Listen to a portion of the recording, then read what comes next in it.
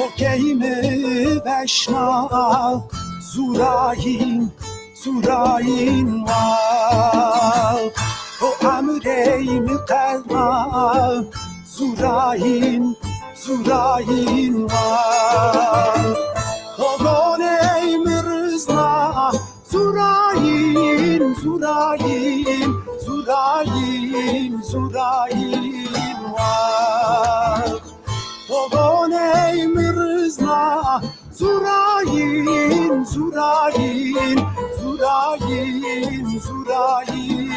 var.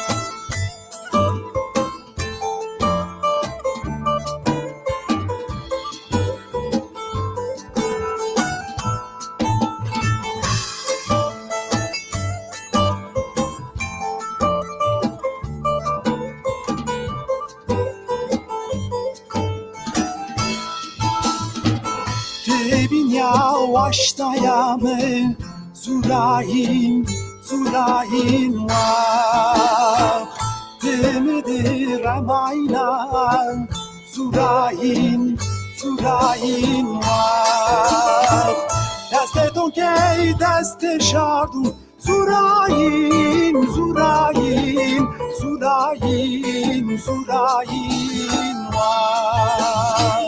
Deste tokey deste şardun Zurayin var.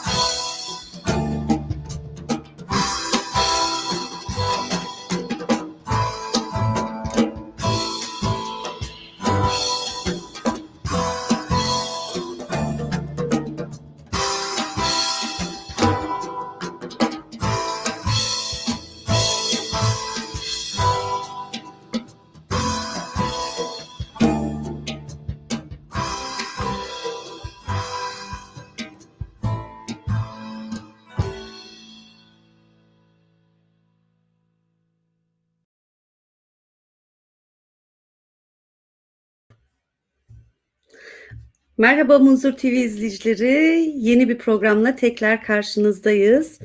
Bugün konuklarım Esrar-ı Değir'den sevgili Adem Karakaç ve Tarık Ordu. Kendilerine ilk başta hoş geldin diyorum. Hoş geldiniz. Hoş bulduk Deniz. Hoş bulduk. Şimdi ben biraz dersime çalıştım. Hafif bir kopya çekeceğim bugün. Hocamdan rica ettim. Olvaze delal, serasma ve neviye bimbarekvo. Serkerdo maye delali sma herami programema. Evro Esra Değir. Adem Karakoç u Tarık Meymanemaya. Çıramvame sma herami. Ma bixêr Deniz. Mazaf kevweş bi. Nituke zivate me ör waşt ke tu zazaki qise bik tu va zazaki ne zone no sebep ma ör program Türkiye frazeni tena ma tiki kırmaşki qise keni bad cuma Türkiye mecbur ma Türkiye qise biki ve amba ma pusurma neoni. Şimdi lafı sana bırakıyorum Deniz. Evet, güzelce özetledin. Yani ben maalesef ana dilimizi bilmediğim için programı Türkçe sunmak zorunda olacağım. Adem tabii ki Kırmançki konuşmayı önerdi ama maalesef ben dilimizi iyi bilmiyorum.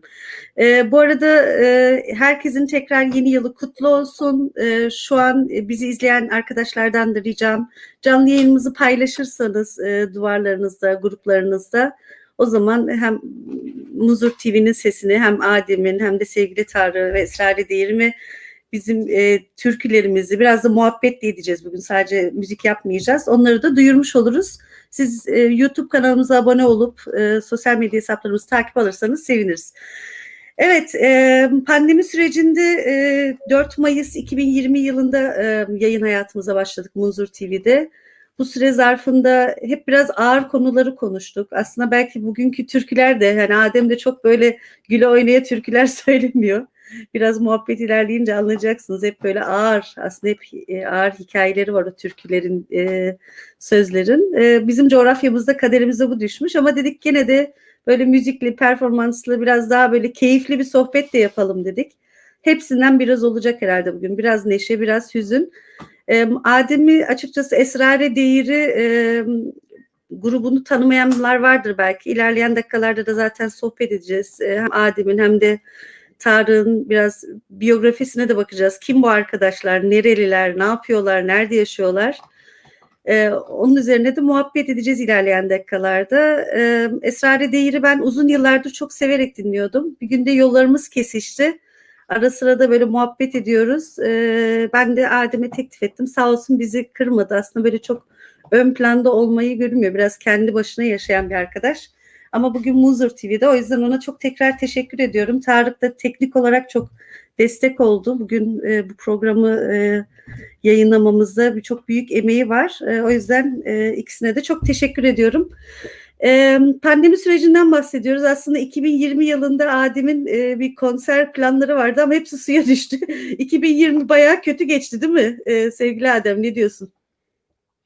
Evet Deniz, 2020 yılı sadece yani benim açımdan değil, aynı zamanda çok insan için çok zor geçti. Hani de o zorlukları yaşıyoruz. Yani hem Avrupa'da olsun, hem Kürdistan'da olsun, hem Türkiye'de olsun. Şu anda pandemi yüzünden bir takım şeyler çok sınırlı. Yani özellikle kültürel anlamda yani hemen hemen her şey ortadan kaldırıldı desem herhalde yanlış olmaz. Şöyle bir şansımız var.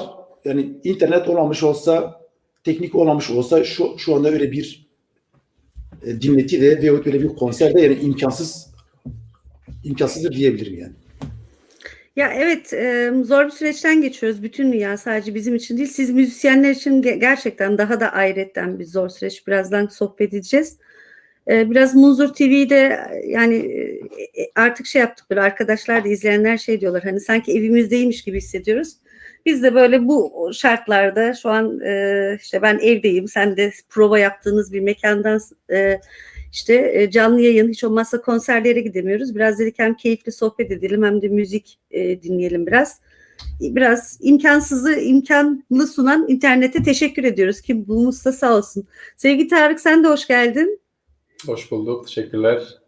Seni Muzur TV ekranlarında görmek güzel. Seninle de dostluğumuz, sevgili ya da tanışıklığımız Eren Karakuş. Ona da selam ve saygılarımızı iletelim. Evet, Eren'e bol selam. Evet, onun sayesinde tanışmıştık. Benim yakın arkadaşım. Böyle işte dünya küçük bir yer. Çember kapanıyor. İkiniz İsviçre'de yaşıyorsunuz. Hangi şehirde yaşıyorsunuz ikiniz de? Size de sorayım. İkimiz Düzel şehrinde yaşıyoruz. Adem'le yani tanışmışlığımız 2000'li yılların öncesine dayanıyor. 2000'den önceydi galiba. Yok, başlarında mıydı? Çok enteresan şartlar altında tanıştık açıkçası. İlk etapta ben okuyordum o zaman da. Birileri bana işte dedi, bir arkadaş var, tercüme edilmesi gerekiyor falan, kağıtlar bilmem ne falan. Tamam dedim, hayal yaparız.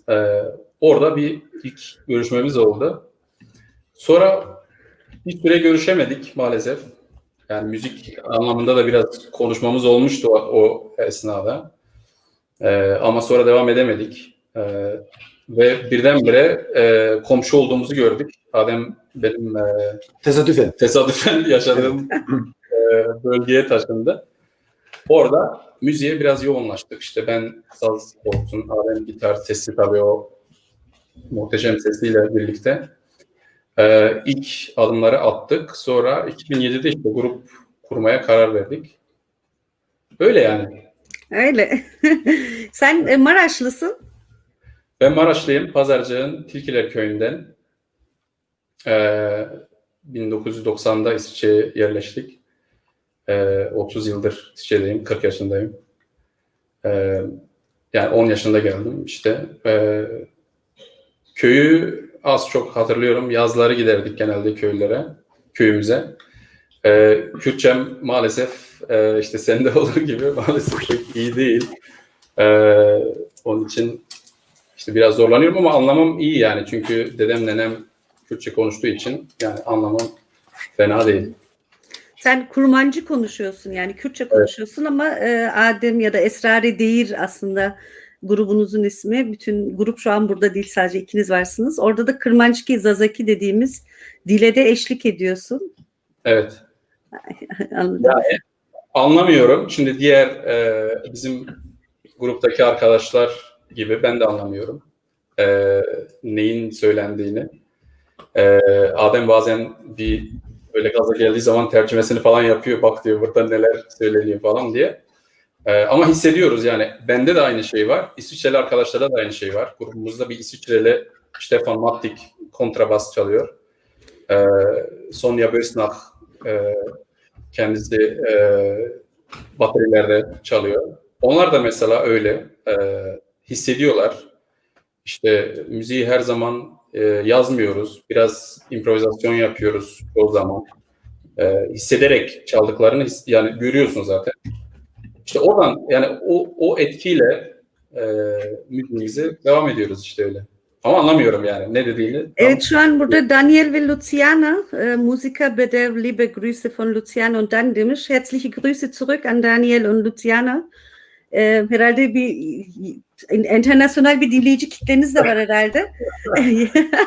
Biraz grup üyelerini de aslında tanıtalım. Bugün olmayan arkadaşlardan kimler var? Siz daha iyi bildiğiniz için.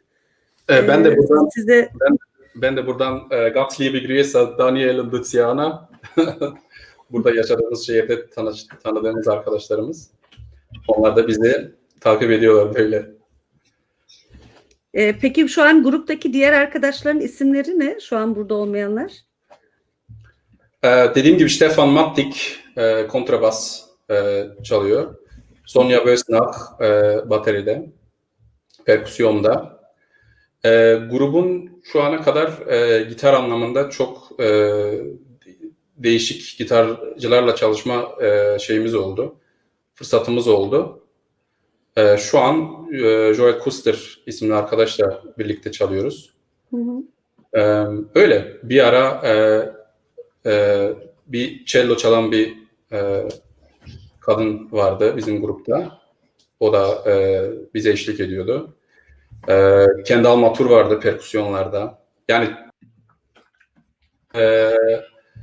zaman içinde bayağı bir değişikti. Ama şu an yani grubun çekirdeği diyelim. İşte ben, Adem, Stefan, Sonja hep başından beri birlikteyiz. Yani başından beri birlikte. Özellikle Stefan'la birlikte başından beri birlikte çalışıyoruz 2007'den itibaren. Tamam Tarık, yeter, bu kadar konuşurduk seni. Sen Maraşlısın, sen konuşma bu kadar. Adem programın başında bana dedi ki ya sen işte çekiniyorsun, hiç konuşmuyorsun. Beni bayağı gaza getirdin, ben de duramadım. Böyle bir soru sordum, bir sürü cevap verdim. Ben de soruyorum, üstüne devam. Programa el aldı. Zaten Adem fazla konuşmayı sevmiyor. Herhalde zorlanıyor. Yok. Çok da sevmiyor. Normalde o konuşuyor. Ben susuyorum da. Ya bugün tersi oldu. Neyse biz sana... Öyle iyi. Ben keyfimden çok memnunum. Şimdi biz Adem'le arada sohbet ediyoruz, işte böyle videolarını da çekip sağ olsun yolluyor. Çok da keyif alıyorum, haz duyuyorum. Yani gerçekten Adem'in sesi gerçekten böyle insanın yüreğine dokunan bir sesi var. Böyle içini cızlatıyor böyle damardan, ciğerden. Sohbet ederken de dedik ya rahat bir program olsun. Kasmaya da gerek yok kendimizi. Öyle dedik hani Tarık'ta da sorarız ama şey böyle tabii rahat şey yaparken böyle içimden şey diyorum. Adem hiç orada kenarda kaldı bir şey olmaz. Bugün Yok, Tarık estağfurullah. olsun. Ben keyfimden çok memnunum. Biraz da değil mi dışarıdan dinlemek nasıl anlatılıyor, tarif ediliyor o da güzel. Evet sevgili Adem ilk başta şey yapalım. Şimdi Dersimlilerin kurduğu bir Muzur TV'desin. Sen Dersimli misin? Diyarbakırlı mısın? Ben mesela seni Diyarbakırlı zannediyordum. Geçen sohbet ederken şaşırdım açıkçası. İstiyorsan seni tanımayan insanları da şu an annemler ve babamlar da izliyorlar. Bahsettiğimde Esrare Değir deyince kimdir bilemediler. Aslında bir Esrare Değir'in de ismini anlamı nedir? Ne anlama gelir? Sen kimsin? Nerede doğdun? İn misin? Cin misin? Neler yapıyorsun? Anlat bakalım bize. Aslında ben ilk önce bu Esrar-ı Değir kelimesine gelmek istiyorum. Çünkü bu grup ismi biraz milletin kafasını karıştırdı. Ya işte bu esrar mıdır, uyuşturucu mudur, bilmem iş çok farklı bir yöne gitti. Esrar kelimesi sır demek. Yani sır kelimesinin Arapçada sır kelimesi tekil diyelim. Esrar da onun çoğulu. Yani değil de demek bizim yörede şarkı demek. Yani Dersim'de klam diyoruz. Bizim yörede biz değil diyoruz. Yani şarkının sırları anlamda bir grup. Ama bu çok farklı bir yere çekildi. Tepkiler de aldı. Hatta bazı eleştirileri de aldım. Ama benim bu ismi çok hoşuma gitti. Çünkü ben her şarkıda bir sır olduğunu düşünüyorum. Her şarkının kendisine göre bir sırrın olduğunu düşünüyorum. Yani bundan yola çıkarak gruba şöyle bir isim vermeyi düşündük. Yani kısacası grubun ismi Şarkının Sırları diyebiliriz. Şarkının Sırları. Ben aslen Elazığ Alacakaylıyım. 6 hanelik bir mezrada büyüdüm. Büyüdüğüm yerin aslında hiçbir statüsü de yoktu. Zazaca ismi Pazvari. Pazvari demek sonbahar yaylası demek. Yani köy bile değil. Ama müziğe başladıktan sonra biraz insanlar dinledikten sonra bana Dersimli diyen de oldu, Diyarbakırlı diyen de oldu. Hatta bazıları hızını alamadı. Dedi Ermeni misin? Dedim hayır ben Elazığ Alacakaylıyım. Bazı Dersimli arkadaşlar dedi ki acaba siz Dersimli'den göçüp mü oraya gittiniz? Hayır dedim ben oradayım. O yetmedi. En sonda tanıştığım birkaç tane Dersimli arkadaş vardı. Bana dediler ki senin getlağın hiç Elazığlılara benzemiyor. Daha çok Şırnaklılara benziyorsun. Dedim vallahi ben gurur diyorum. Yani Şırnaklı olmaktan, Hakkari olmaktan ben çok büyük gurur diyorum. Aslında ruhen biraz da kendimi oralarda hissediyorum desem yani hiç yalan olmaz. Ama geldiğim yer itibariyle dediğim gibi Elazığ Alacakaya. Diğer ismi de Gulaman. Yani Alacakaya'nın Zazaca ismi Gulaman'dı. Sonra devlet o Gulaman ismini değiştirdi, Alacakaya yaptı. Hiç bilinmeyen bir yer. Aslında çok bilinmesi gereken bir yer. Çünkü hem yani Türkiye ekonomisinde çok büyük yeri olan bir yer. Yani dünyanın en iyi kromu orada çıkıyor. Mermeri orada çıkıyor. Bu arada belirteyim zaten oranın da kökünü çıkarttılar yani. Yani bütün mermerleri, kromları ne kadar ne derler ona? Yeraltı zenginlikleri varsa hepsini çıkarıp götürdüler. Yani öyle bir yer. Daha çok madene dayalı bir yer. Coğrafya kitaplarında her yerde geçen yani bütün coğrafya kitaplarında muhakkak ismi geçen bir yer ama çok kişi tarafından bilinmeyen bir yer. Yine aynı şekilde şunu da belirtmek istiyorum. Belki bazı arkadaşlar yani Alacakaya neresi? Diyarbakır, Piran yani Dicle, Ergani, Elazığ, Maden, Arıcak ve Palo. Yani tam bu ilçeler arasında kurulmuş bir ilçe. Eskiden köydü. 90'ların başında devlet oraya garnizon getirmek için orayı ilçe yaptı. Aslında bir ilçe statüsü yok. Yani özel savaşın teşvikliyle zoraki ilçe yapılmış bir yer. Sadece bunu diyebilirim. Sen kaç yaşına kadar orada yaşadın? Ben 20 yaşıma kadar köydeydim. 20 yaşından sonra üniversiteyi kazandım. Ankara'ya gittim. O gidiş bir daha geri gitmedim. Öyle kaldı yani. Yani en son 20 yaşında herhalde oradaydım. Sesim yankı yapıyor. O yüzden çok dikkatli konuşacağım. Arada belki mikrofonu kapatırım yapmasın diye. 20 yaşına kadar orada yaşadım. Peki sizin evde hep Kırmançki ya da işte Zazaki dili mi konuşuluyordu? Evet, benim jenerasyon sadece Zazaca konuştu. Hatta belki biraz abartılı gelebilir. Bizim dönemde Türkçe konuşmak gerçekten ayıptı. Biz Türkçe konuşanlarla kafa buluyorduk. Bize çok garip geliyordu. Ama bu benim jenerasyonumdan bahsediyorum. Yani hem evde hiçbir zaman zaten Türkçe konuşulmuyor. Benim annem ve babam hiç Türkçe bilmiyordu. Babam tamam askerde kalmıştı. Biraz biliyordu ama ne diyelim yani sadece günlük Türkçe konuşmalar diyelim. Bilmiyorlardı. Yine biz liseye gidiyorduk. Ortaokul liseye gidince de teneffüslerde hatırlıyorum biz genelde Zazaca konuşuyorduk. Yani ben Türkçeyi aslında çok sonradan öğrendim. O yüzden biraz da Türkçem biraz şey gibi görünür. Yani biraz kaba bir Türkçe konuşuyorum. Çünkü sonradan öğrendim. Gerçekten sonradan öğrendim yani. Tabii konuştuğun ilk ana dilin yani o sesin tınısına işliyor bir şekilde. Nasıl ki Almanya'da yaşayan gençler sonradan Türkçe konuşunca işte telaffuzda belli ediyorsa kendini. Aynen o bir şey yani. Şimdi bizde mesela ben de ya da böyle birçok insan bana şey yapıyorlar işte ya Deniz ne kadar güzel bir Türkçem var.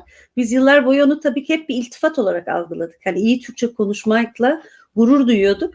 Aslında şimdi düşünüp baktığımda üzülüyorum ana dilimi konuşamamaktan. Şimdi arkadaşlardan görüyorum birçok farklı yerlerden izleyen arkadaşlar var. Bütün izleyen herkese sevgi ve saygılarımızı iletelim. Ahmet Karakuş bizim Eren'in babası bugün rejiye bulaştı biraz. Deniz biraz müzik diyor. İstiyorsanız böyle bir canlı performans dedik. Bugün bir başlayalım. Muhabbeti ilerleyen dakikalarda tekrar yapacağız. Bugün buradayız. Zaman sıkıntımız yok. Kafamıza göre takılırız. Parçanın ismini şimdi mi paylaşırsınız? Kafanıza göre takılın. Buzur TV sizin eviniz gibi şu an. Tamam. O zaman biz bir albüm çıkardık. İsmi Leyla'dı. Orada bir parça okumuştuk. Gulam. Aslında Varto'ya ait. Yani Varto yöresine ait bir parça. Onu okuyalım.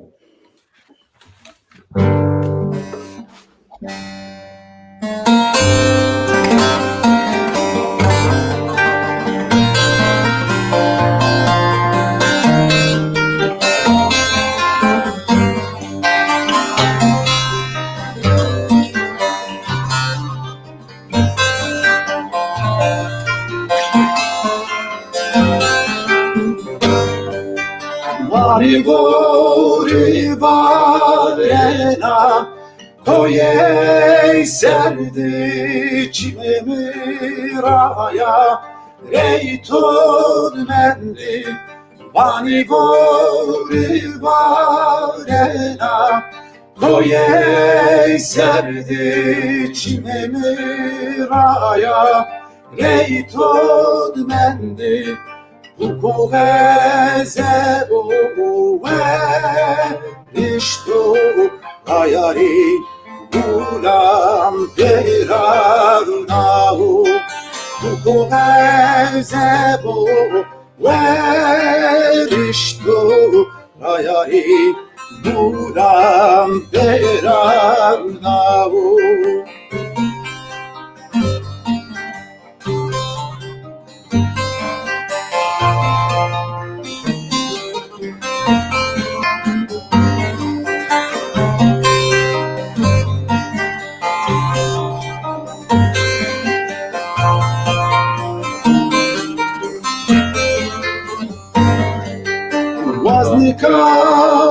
Ujabini seyo versey gulahuri dal derbini vaznika ujabini seyo versey gulahuri dal derbini voratos kınıradaini bulam bulam necemen yayni Oratos günü Radai Ilan Bulam Necemet Yayni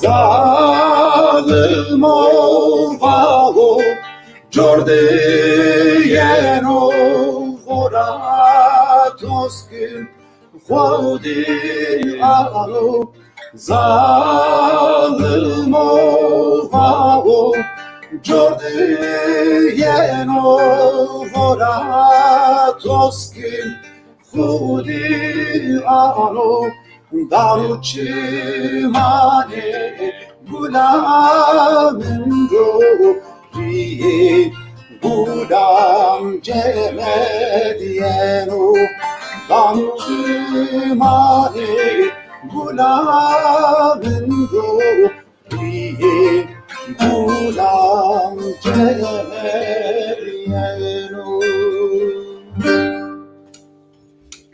Ve suvar be.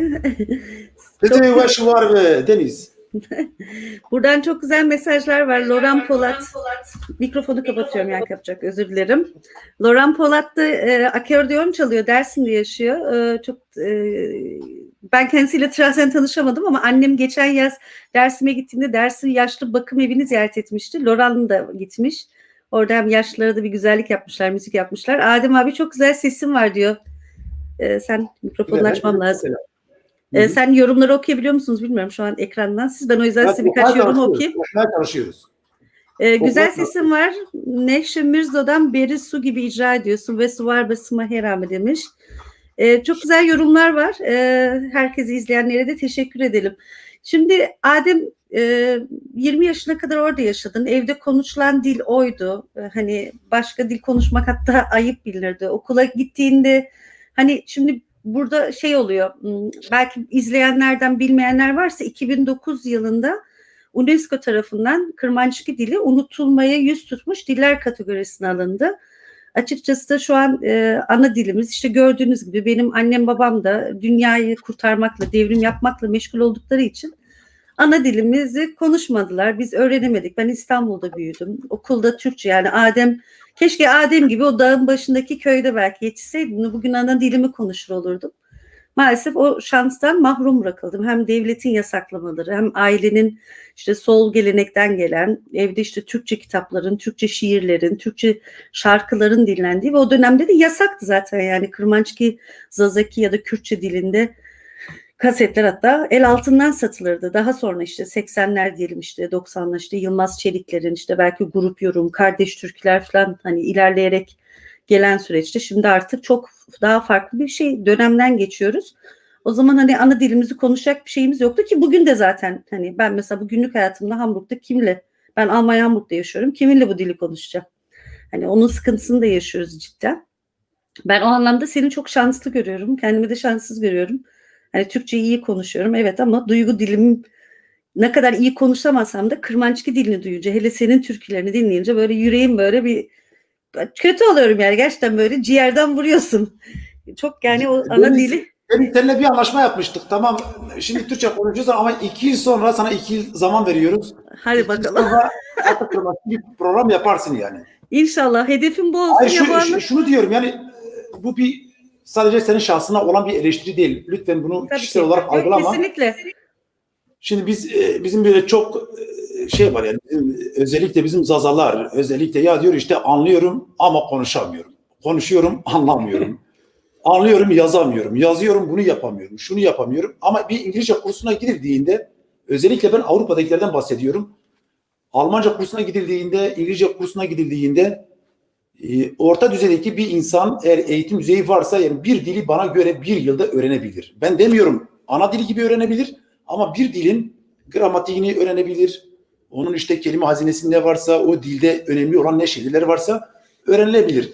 Eğer biz Avrupa'dakiler Almanca öğrenebiliyorsak, İngilizce öğrenebiliyorsak ve hatta Türkçeyi çok güzel konuşabiliyorsak bence biz kendi ana dilimizi de 2 yılda öğrenebiliriz. 2 yıl sonra seninle biz zaten program yapacağız. Bu da bizim senden bir isteğimiz olsun. Seni sıkıştırmıyorum. Bu, bu Avrupa'dakilere ilgili şey söylüyorum. Aynı şey ben Tarık'a da söylüyorum. Tarık diyor ben kurmancıyı bilmiyorum. Tamam bilmiyorsan eyvallah. Biliyor aslında. Kulak dolgunluğu var. Ama Tarık İngilizce biliyor. Almanca biliyor. Bildiğim kadarını söylüyorum. İspanyolca biliyor. Yok hocam İspanyolca yok. Fransızca var. Fransızca biliyor. Onu da geçtik. Latinceyi biliyor. Latinceyi biliyor. Diyor ben ana dilimi konuşamıyorum. Ben ne yapayım abi? Hayır şimdi son dönemde özellikle yani dil noktasında çok büyük tartışmalar var. Özellikle biraz Zazaca'nın sağından solundan gidenler bunu çok iyi bilir. Demin senin söylediğin gibi benim bildiğim 2008'di ama sen 2009 dedin. Ben yanılıyor olabilirim. O çok da fark etmiyor. UNESCO'nun raporu vardı. İşte Zazaca ölmek üzere olan diller listesine alındı. Büyük kıyametler koparıldı. Yani bu işin içinde olanlar olmayanlar vah dilimiz gitti, vah böyle gitmiş. Yani şikayetten ziyade bence biraz pratiğe geçmenin zamanı geldi. Çünkü bundan sonra yani çok büyük böyle tartışmaların olması bence bize bir kazanımı olmayacak. Dolayısıyla pratikte sergilememiz gerekiyor. Yoksa yani teorik olarak yani ağlamanın, vah etmenin, ah etmenin bence çok büyük bir anlamı yok yani. Ya temel sıkıntı zaten oydu. Şimdi sesim yankı yapıyor, özür dilerim. Ben de 90'larda Almanya'ya geldim. Ciddi tartışmalar da vardı biliyorsun, hani bunu söyleyebiliriz de. Kürt hareketinin belki işte yoğunlaştığı bir dönemde hem Kürtçenin belki önem kazanması ama Zaza dili üzerine de biliyorsun bir bölünmüşlük, işte dil üzerine tartışmalar, lehçe midir, dil midir, şu mudur, bu mudur? Büyük sıkıntılar var yani, hala da belki günümüze kadar da bu tartışmalar sürüyor. Ama dediğin gibi biz hani ah vah diyoruz teorik şeyini. Yani ben kendi adıma mesela burada öz eleştiri verebilirim. Neden? 90'larda bizim evimize Desmale, Sure, Vare, o dergileri yazan arkadaşlar, buradan saygı selamlarımı ileteyim. Haber Torne Cenk benim köylüm. Bu dile çok hizmet veren, emek harcayan bir arkadaş. Ve Mesut Asmen Keskin olsun, bir sürü arkadaşlar var. Hıdır Eren. Hepsine sevgi ve saygılarımı ileteyim buradan. Benim evime o dergiler giriyordu. Hatta ben 96-97 yılında bir şiir yazmışım. Bu şiiri sana programdan sonra yollayayım. Kırmançki şiir yazmaya gayret ediyordum. Dili bilmiyordum ama zorluyordum kendimi sözlükten bir şekliyle. İşte Türkçe şiir yerine Kırmançki yazayım diye. Ama şimdi dil aktif bir şey. Evde biri seninle konuşmasa ben de belki de o disiplini gösteremedim. Aradan o 20 yıl geçti. Hala hatta belki geri yattım. Yani bir kulak dolgunluğum var. Şu an bir Kırmançki ders görüyorum. Buradan Darmstadt Dersim Cemaati Başkanı, kurucu üyesi Ahmet Can Polat'a, Dersim Tarih Kültür Vakfı'nın da kurucu başkanı, merkezinin Almanya'dakinin, bize şu an Kırmançki ders veriyor online. Bu çok kıymetli ama işte dil aktif bir şey. Yani dili konuşunca öğreniyorsun. Belki Tarık da kurmancı kulak bil yani şeyin var. Ama İsviçre'de yaşıyorsun. İşte günlük konuşulan dil İsviçre. Anne babayla evde Türkçe. İşte başka diller de. Siz bir de çok dilli kantonlu bir yerde yaşıyorsunuz. Bunun sıkıntıları var. Yani sen mesela çocukken 20 yaşına kadar köyde yaşamasaydın belki bugün de bizimle belki aynı durumda olurdun. Belki dili sonradan öğrenebilirdin ama o sesinde o tını olur muydu? Gerçekten ciğerden böyle seni dinlerken biz o şeyi hisseder miydik? Orası da meçhul olurdu. Deniz şudur, ben aslında çok konuşmayı bilen bir insan değilim. Çok fazla konuşunca bu sefer ortalık karıştıran bir insanım. Yani ne kadar hiç konuşmasam aslında daha iyi ama konuşunca da tamam mı? Ama şöyle bir şey de olabilir. Ben 20 yaşında Ankara'ya gittim ama ben isteseydim belki orada Türkçemi de inceltirdim. Yani. Ama inceltmedim. O bir tercih meselesiydi. Yani bizim dönemimizde üniversiteye gelenler ben çok iyi hatırlıyorum. Yani hem kurmaçlar olsun hem zazalar olsun fark etmiyor. Yani özellikle bizim insanların böyle ince bir Türkçe konuşma isteği vardı. Yani hem özgürlük hareketi içerisindeydiler. Hem işte Kürtlerin işte ezildiğini savunuyordular. Ama bir yandan da nedense kendisini sömüren ülke kim? Mesela Türk devleti veyahut işte Türkçe öyle bir nazik konuşmaya öyle bir özen gösterirlerdi ki benim gibi bir insana da mesela dışlarlardı. Ben kaba bir Türkçe konuşuyordum. Benim çünkü Türkçem öyleydi, gırtlağım öyleydi. Tamam direkt değil ama böyle içten içe var ya işte bu adam kim ya işte falan filan. Tamam yani. Yani biraz da niyet çok önemli. Ben niyete çok bakarım. Artık bundan sonra ben insanların niyetine bakarım. Yani pratiğine bakarım. Biraz da aslında tercih meselesi. Aslında ben isteseydim Ankara'da yani üniversitedeyken ben orada Zazaca ilişkilerimi kesebilirdim. Ben kesmedim. Tamam köyde ben orada yani çekirdekten geldiğimi düşünüyorum. Çünkü köyde büyüdüm. Oranın bütün çiçek isimlerini, ağaç isimlerini, esprilerini, küfürlerini affedersin efendime söyleyeyim her şeyiyle Zazaca öğrendim. Ama isteseydim 20 yaşından sonra ben oraya bir set koyabilirdim. Ben istemedim. Onun gerekliliğini hissettim ve devam ettim. Biraz da ben evet biraz da niyeti de şey yapabiliriz yani. Biraz da niyet de önemli yani. İstem. Aslında niyet değil. Özür dilerim. Belki biraz kaba oldu. İstem. Biraz istemekle alakalı bir durum. Ya belki de şey de çok önemli işte politik aidiyatlar neyin içerisinde. Mesela demin verdiğin örneği bize 68 kuşağından ya da 78 kuşağından bir abi söylemişti. Örnek vermiş işte bizde de ben o zaman öğretmenlik okuyordum dedi. İşte dersime gitmiştim köyüme. Annemlerin evindeyim. İşte baba da Almanya'da yurt dışında çalışıyor. Baba telefon açıyor.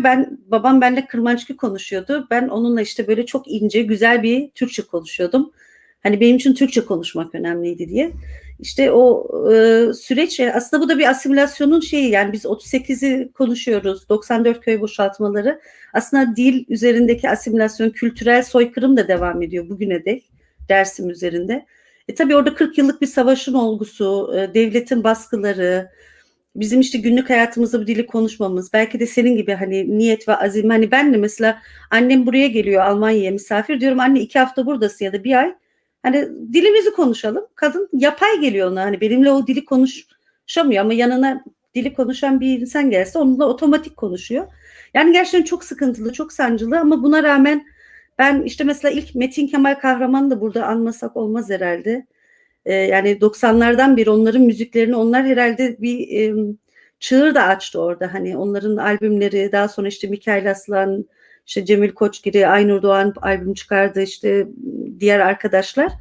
Herhalde Metin Kemal Kahraman'ın da bu anlamda dile ve müziğe katkısını da burada herhalde şey yapamayız. Yani bu da çok önemli. Benim için önemliydi. Ben o albüm kapaklarını açarak o müzikleri dinleyerek en azından işte bir kulak dolgunluğu oluşturdum. O anlamda sizin de yani Esrare Değir'in de dile katkınız çok güzel. O yüzden hemen bir parçayla tekrar devam edelim diyorum. Tabii. Millet herhalde sizi özlemiş. Konserlere gidemiyor kimse. Sağ olsunlar. Ben yorumları yansıtıyorum bu arada ekrana. Bilmiyorum okuyabiliyor musunuz? Biz görüyoruz. Arkadaşlar ben kendi adıma söyleyeyim. Ben tam göremiyorum. Sen göremiyor musun? Yayından sonra bakarsınız. Sıkıntı yok. Tamam yok. Bu arada yani olur ya belki kaçırmış oluruz. Herkese çok çok selam. Yani mesaj gönderen göndermeyenler biz birkaç tane burada görebiliyoruz. Biraz bizden uzak. Evet, ekran biraz uzak. Herkese selam. Herkese çok selam. Ahmet Müştu Çoligra Zaf Selam Şumari Ahmet Tor Zaf Selam. Zaf kefu eşbi. Ben Zazaca mesajları Zazaca cevaplayacağım, tamam mı? Tamam, sen kafana göre takıl, şey yapma. Sana güvenim sonsuz. Tamam. Evet. 1, 2,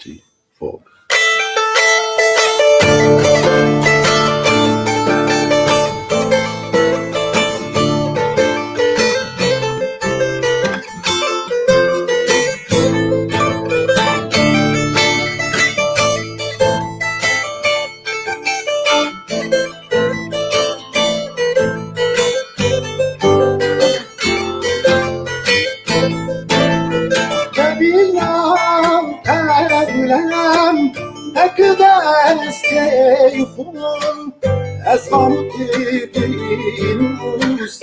Derdini dilber o Dedinam kalem Dekü desteyfum Ezham tibinus Derdini dilber o Esala gök kutbi Berim damar togeni Eseni bir kovukem Berumu davremayşi Esala gök kutbi Berim damar togeni Eseni bir kovukem Berumu davremayşi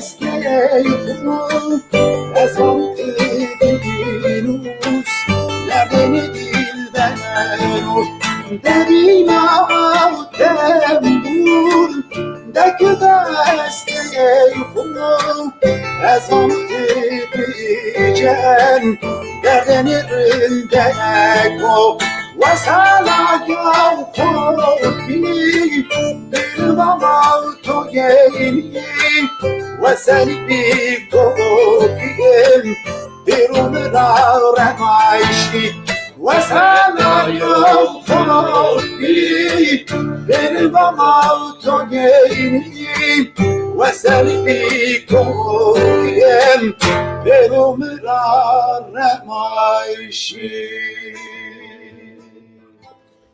Ve Suvarbe. Programı yeni açan arkadaşlar yorumlarda görüyorum. Evet, keşke gönül isterdi ki bugün Kırmançki dilinde, Zazaki dilinde sohbet etseydik. Ama Adem artık bana 2 yıllık bir şey verdi, ultimatum. Ne diyelim, şey yapalım. 2021'e girdik. 2023'ün aynı tarihinde program yapıyoruz. Bakayım 2 yıl içerisinde şey yapacağım. Cemaat, millet şahittir. 2 yıl sonra görüşürüz. 2 yıl sonra burada Muzur TV'de Kırmançki program yapacağım. Söz veriyorum. Artık koronadan ölmezsem 2 yıl içerisinde Kırmançki çalışıp burada Adem'le Kırmançki dilinde sohbet edeceğiz. Evet, Esrar-ı Değir'in isminden bahsettik. İşte gizemli, sırlı şarkılar, türküler dedik. Şimdi ben bir düzeltme yapacağım. Buyur. Bence türkü demek yanlış bir kavram. Çünkü türkü demek yani Türkiye ait. Şarkı demek şarkı. Şarkı Almancası das Lied.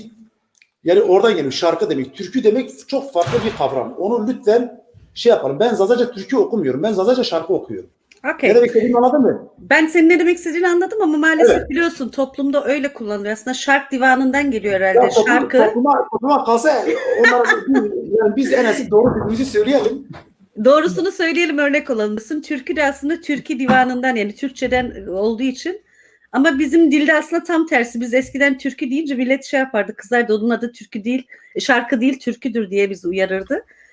Yanlış bildiğimiz doğruları da düzelttiğin için sana teşekkür edeyim. Ne diyeyim yani. Ama Yok, biliyorsun yani, günlük hayatta. Ufak bir şeydi yani bu benim şahsi fikrim. Yani şimdi biz diyoruz ki Zazaca türkü okuyor. Bu nasıl bir şey yani? Yani türkü demek biraz da aslında bence yani Türk kültürüne ait bir kavram olabilir. Bu benim tahminim yani. Şimdi bir Türk der mi ki hele bana Kırmançki bir şarkı söyle. Yani çok abes, çok tabii çok baskın bir kelime. Yani TRT'de türkü duyduk, radyoda türkü duyduk, orada türkü duyduk, burada türkü duyduk. O yüzden o bizim kafamızda kalmış ama bana göre yanlış bir kavram. Doğru söylüyorsun. Yani bunu yıllar önce bir şair abiyle. Ben bir açıklama yapayım. Yani Türkçe diye konuşunca mesela derim ki Tarık bana Zazaca bir şarkı okur musun? Ama Zazaca bir türkü okur musun dediğimde bana göre biraz anormal bir durum var yani.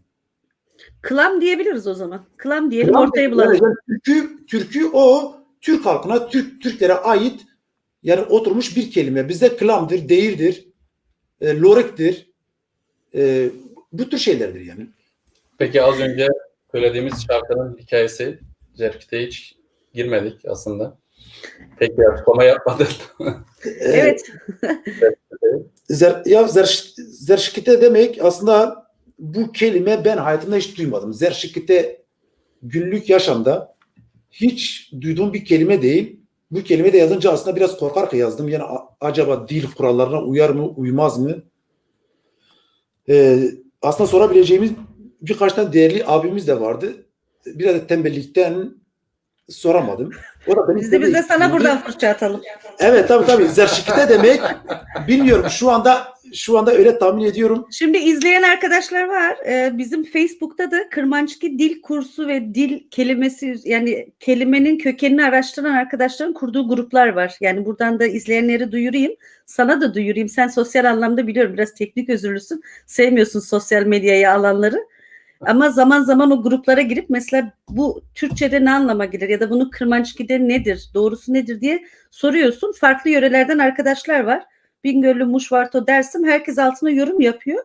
Kafana göre orada bir şey belirleyebilirsin. Az önce sen Dersim yöresine ait birkaç tane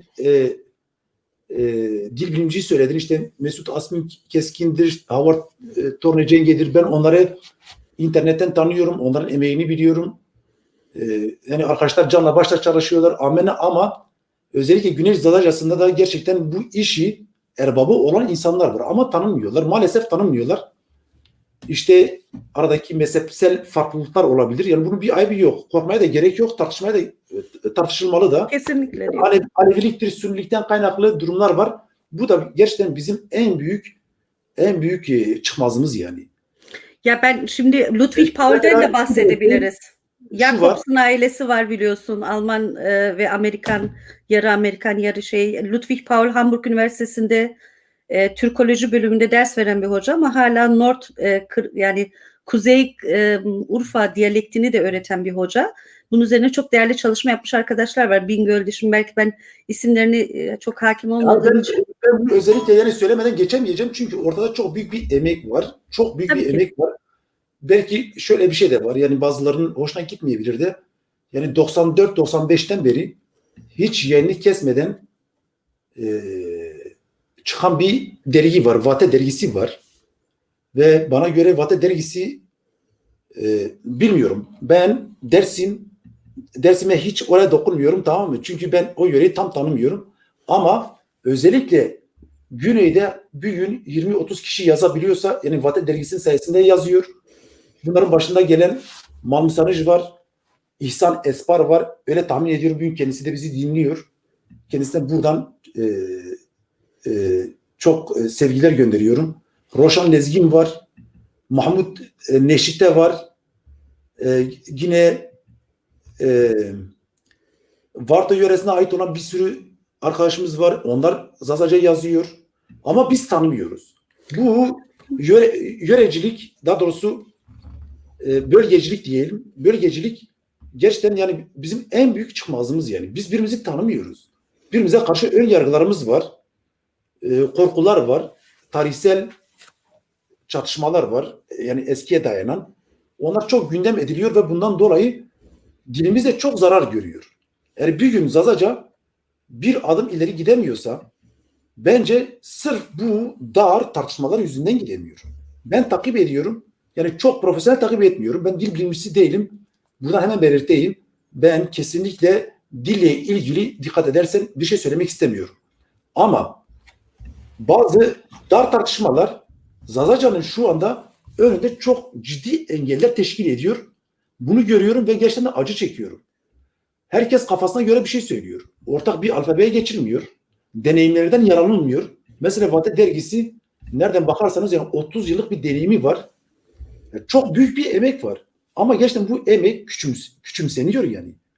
Şimdi Dersimlerin çoğuna söylesek Vate dergisini biliyor musunuz? Bence sadece birkaç tane entelektüel düzeyinde olan insan tanır. Ama gerisi bunu tanımaz. Çünkü herkes kendi yöresinde kalmış.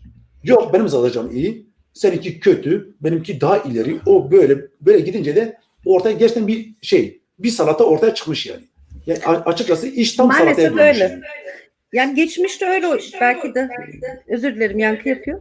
Zannedersem 90'lı yıllarda çok daha keskin tartışmalar vardı ama benim hani şu an takip ettiğim kadarıyla hem Muşvarto, diğer Bingöllü arkadaşlar çalışma grupları var. Vate'nin çalışma grubu vardı. Bunlardan hani eskiye nazaran çok iyi takip etmiyorum. Bir dönem gerçekten çok yoğun takip ediyordum. Ama çok değerli çalışmalar yapan arkadaşlar var. Kitaplar çıkaran. Buradan Hesene Rekase'ye da selamlarımızı iletelim. O da Gımgım yöresinden. Ve ortak çıkardıkları standart bir Zazaca haline getirmek istedikleri de var. Hani mesela Mesut'un da kitabında, hani ben de dil bilimcisi değilim ama dili bilenler diyorlar. Mesela bizim Dersim'de kullanılmayan şeylerdi ama onlar ortak bir dil, standart bir dil haline de getirmeye çalışıyorlar. Değerli çalışmalar, yani eskiye nazaran o sürtüşmelerin daha az olduğunu düşünüyorum ama yeterli mi? Değildir. Belki de biz çok içinde olmadığımız için farkında değiliz ama arkadaşlar çok ciddi çalışmalar hala yapıyorlar. Ama pratikte işte yani mesela dili isim vermeyeyim şimdi burada. Kırmançki dil kursu bile veren bir arkadaş evlendi, çocuğu oldu. Ben dedim herhalde çocuğu sular seller gibi konuşur. Maalesef eşi çok iyi konuşmuyor ya da bilmiyor. O çocuk gene Almanca konuşuyor. Ben şok geçirdim mesela. Ondan beklemezdim. Hani orada bile hani bu dille uğraşan, dil kursu veren arkadaşlar bile evde eğer o dili konuşamıyorsa çevreleriyle orada bir sıkıntı var demektir. Yani ben bile işte dilimiz unutulmasın, dilimiz konuşulsun diyorum ama ben dili bilmiyorum. İşte yani hepimizin elimizi ateşin altına koyup, taşın altına koyup bu dil için mücadele etmemiz lazım. Yorumlarda okuyorum. Pazartesi günü Kırmançki kursuna başlayacak arkadaşlar varmış. Bu program eğer bir kişinin bile dile konuşmasına vesile olduysa ne güzel Adem. Ya bilmiyorum, ben bu olay çok ben dedim ben dil bilimcisi değilim ama tabii ben dilimizi çok seviyorum. Yani Dersim ağzını da biliyorum. Siverik ağzını da biliyorum. Belki bir Dersimli gibi Dersim ağzını konuşamam veyahut şivesini konuşamam ama ilgileniyorum yani. Dil bilimcisi değilim ama bildiğim bir tek şey var. Ya bu dili bu hale getiren kimlerdir? Bir defa bunu çok açık konuşmak lazım. Ne Kürtlerdir, ne kurmaçlardır, ne PKK'dir, ne bilmem kimdir, ne diğer örgütlerdir. Bu dili bir tek sorumlusu var, devletin kendisidir. Bunu korkmadan söylemek lazım. Yani Tabii bunu ki, yani Türk devleti bütün oyunlarıyla, sahtekar entrikalarıyla, üçkağıtçılığıyla Türk devleti yani şu anda dilimizi yok etmeye çalışıyor ama öyle bir hale gelmiş ki sanki bu işte Zazacan'ın bu hale gelmesinden sorumlu işte kurmaçlardır. Yok bilmem Kürt Özgürlük Hareketi'dir. Yok bilmem şudur budur. Ortada bir tek sorumlu varsa o devletin kendisidir. Bana göre bütün oklar devlete yönelmeli. Yani Türk devletine yönelmeli. Biz kendimize uğraşmamalıyız. Bak bu çok tehlikeli bir şey. Çok tehlikeli bir şey. Fikirler olabilir. Mesela der ki arkadaşım ben bunu savunuyorum. Yani Zazaca mesela ayrı bir dildir. Savunabilirsin. Amenna. Bunda bir şey, yani insanlar kendi fikrini söyleyebilmeli. Kimse kimseyi bastırmamalı. Ama bana göre bir tek sorumlu var. O da Türk devletidir. Ben şahsen öyle düşünüyorum. Bütün oklarımızı Türk devletine yönetmeliyiz. Onun dışında ben bir şey söylemiyorum. Yani şimdi ilk başta tabii ki en büyük, özür dilerim, yankı yapıyor, kapatacağım kısa. Sesini kısacağım arada senin. Özür dilerim. Yani ilk başta tabii ki devlet, ilk başta oklarımızı çevirmemiz gerektiği yer devlet ama sonuçta şu da bir gerçeklik ki özellikle 40 yıldır savaşın devam ettiği bir Dersim'de dilin konuşmamasına başka faktörler de var. Bunları da konuşmak ve bunlara da değinmek zorundayız. Tek başına devlet değil. Hepimizin birer birer, Mademciğim mikrofon kapalı olunca sesin gelmiyor. Adem, bunda sesin duyulmuyor canım benim. Ben yankı yapıyor diye kapatıyorum. Yani bireysel olarak da hepimizin sorumluluğu var. Devletin de sorumluluğu var ama birçok sosyolojik faktör de var. Bunları da es geçemeyiz. Senden bahsediyorduk. Sen işte programı belki başında izlemeyenler vardır. Adem nereli diye sorduk. Adem Dersimli değil. Adem Diyarbakırlı da değil. Biraz önce bahsettin. Sen Elazığ Alacakaya, Zazaca ismi Gulaman. Evet, 20 yaşına kadar orada yaşadın. Mesela sen ilkokula gittiğinde hani belki bu programı izleyen, bizim kültürü, inancı bilmeyen, senin müziğini çok sevdiği için belki tesadüf izleyenler vardır. Tarihe de not düşüyoruz. Hani biz ölür gideriz, Eyvallah, bu videolar burada teşekkürler. kalır. Sen okula ilk gittiğinde mesela öğretmenin, sen Türkçe biliyor muydun? Türkçe bilmediğin için herhangi bir, hani hep duyarız ya başkalarından, öğretmenlerimiz bizi döverdi, şöyle sıkıntı yaşardık. O ortamı biraz, o dönemi biraz tarif eder misin? Kaç doğumlusun sen Adem? Ben 75 doğumluyum. Bizi şu anda izleyen o yöreden muhakkak insanlar var. Bizim köyde topu 3 gençtik. Bir benden, bir amcamın oğlu, bir de bizim bir kuzen vardı. Onlar benden 2 yaş büyüktü. İlkokula başladılar. Yani biz köyden Ugulaman'a gitmek zorunda kalıyorduk. Alacakaya. Günde 10 kilometre yürümek zorunda kalıyorduk.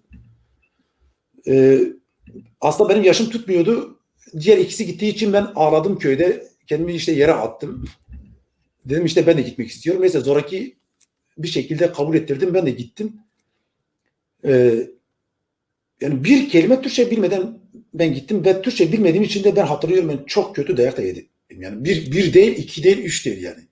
Yani açıkçası ilk askeri disiplin, ilk şiddet, sistemli şiddet, devlet şiddetini yani ben o yıllarda yaşadım. Ya sadece ben değil tabii.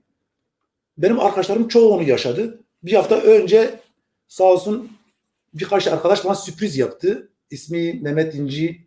Sağ olsun, eğer bizi dinliyorsa. Kendisi de İngiltere'de yaşıyor. Herhalde hissetti ki oraları çok özlüyorum. Lise arkadaşlarımdan 3-4 kişiyi organize etti. Beraber konuştuk. Ve sonuna kadar da Zazaca konuştuk. 5 kişi kendi aramızda konuştuk. Çok güzel bir duyguydu. O döneme ait biz kendi aramızda konuştuk. O dönemde okula gidenlerin hepsi travma geçirmiş. Gerçekten. Yani özgüven orada kırıldı. Sistemli şiddet orada başladı. Öğretmenlerden korkma orada başladı. Bilimden korkma orada başladı. Mesela ben tarih dersinden nefret ediyordum. Şöyle ki orta 2'deydik. Yani Türkçeyi tamam artık konuşmaya başlamıştım ama tam bilmiyordum. Diyorlardı ki Yunanları denize döktük. Benim kafamdaki Yunanları denize dökme olayı şöyle bir şey. Hemen fantazi kuruyordum. Diyordum herhalde bir tane kepçe gelmiş. Tamam, insanlar o kepçenin içine koymuş, götürmüş, böyle denizin içine atmış. Bana gelen yani algılama düzeyi oydu. Deniz, bir defa ben deniz görmüş bir insan değilim. Dökme kelimesi nasıl bir şey? Yani sanki yukarıdan bir kepçe gelmiş, Yunanları almış, denize koymuş. Ondan sonra düşünüyordum. Ya çıkmış mı, çıkmamış mı denizden? Yani boğulmuş mu, boğulmamış mı? Ben olayların orasındaydım. Yani Yunan'ı denize döktük. Yani bu oraya döktüğün çöp müdür? Taş mıdır? Balık mıdır? İnsan mıdır? Yani o öyle resmi ideolojilerle Sülale geldi işte. Hepsine selam. Maraşlıları da o zaman söyleyelim. Munzur TV'yi takip edin. Kısa bir süre önce de Maraş katliamı ile ilgili programlar yapmıştık burada. Sevgili Ali Tıraş'ın ablaları katılmıştı. Gerçekten çok büyük bir travmatik hikaye. Evet, evet. Orada da Ali'nin sesinden bir kurmancayı, Kürtçe bir ağıt paylaşmıştık. Ablası tam kime ait olduğunu bilmiyorum. Meçhuli, Ozan Meçhuli de olabilir dedi. Belki dinleyen olursa, daha sonra da bize ileten olursa seviniriz. Evet, yani böyle sıkıntılı meseleler. Bugün sıradaki parçanın ismi ne? Biraz hikayesini, ismini. Evet. Onu şu an Adem değiştirdi. Aslında biz başka bir parça söylüyorduk. Sen arkadaştan bahsettin, Maraş katliamından bahsettin, kurmancıdan bahsettin. Bizim de bugün okumak istediğimiz bir kurmancı parça var. Sıralamayı değiştiriyoruz ve bir kurmancı parça okuyalım. Tamam? İsmi ne? Zara Giyan tahmin ediyorum Süleymaniye yöresine ait bir parça. Onu okuyalım. Tarık onu çok güzel okuyor. Öyle mi? Evet. Hadi. O zaman o parça hem Ali Tıraş'ın anısına Aynen. hem de Maraş'ta kaybettiğimiz canların anısına gelsin. Ali Tıraş'ın anısına olsun. Bu arada da Maraş katliamında hayatlarını kaybeden tüm insanları burada da analım yani. Evet. Daha da isteyelim mi?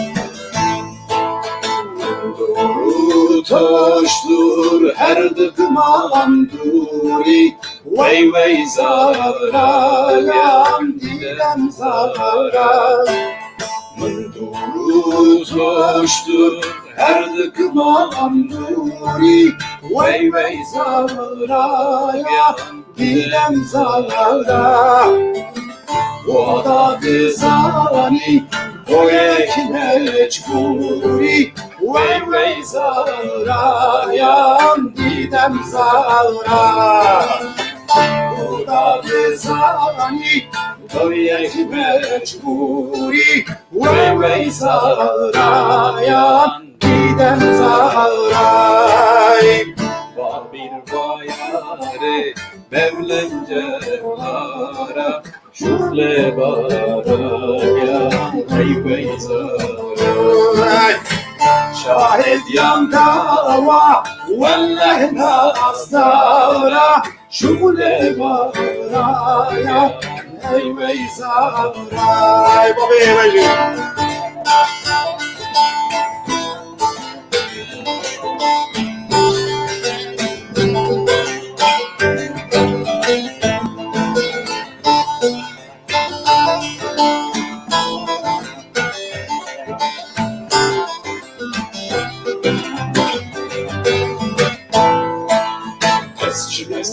Süleymani boşemle diyara Ey vey Zahra'ya gidem Zahra Mescime Süleymani boşemle diyara Ey vey Zahra'ya gidem Zahra Ma berzi boşem Hemle dilen bara Vey vey Zahra'ya gidem Zahra Ma berzi boşem Hemle dilen bara Ey vey Zahra'ya gidem Zahra Va bir vayari Devlen cevlara Şule baraya Ey vey Zahra Şahit yan dava Velley rastara Şule baraya Ey vey Zahra. Ağzınıza yüreğinize sağlık.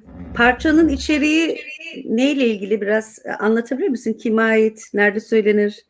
Tekrar. Yeni Ya, açanlar için de. Ben çok iyi bilmiyorum ama öyle tahmin ediyorum.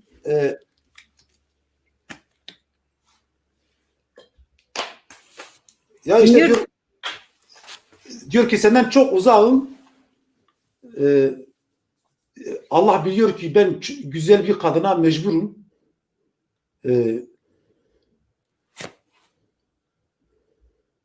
Bir aşk hikayesi yani. Ya bir aşk hikayesi. Ondan sonra işte Süleymaniye'ye gittiğini söylüyor.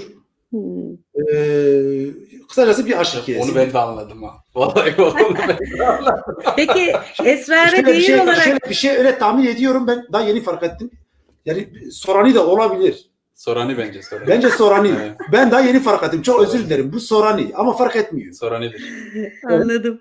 Sorani, Evet. Sorani. Özür dilerim. Çok özür dilerim. Bu parça Sorani. Çok özür dilerim. Peki sen iki dili de konuşabiliyorsun değil mi? Yani çocukken mi öğrendin, sonradan mı Kürtçe öğrendin ya da sizin oralar geçiş noktaları olduğu için sizin köyler iki dili de mi Ya, konuşuyordu?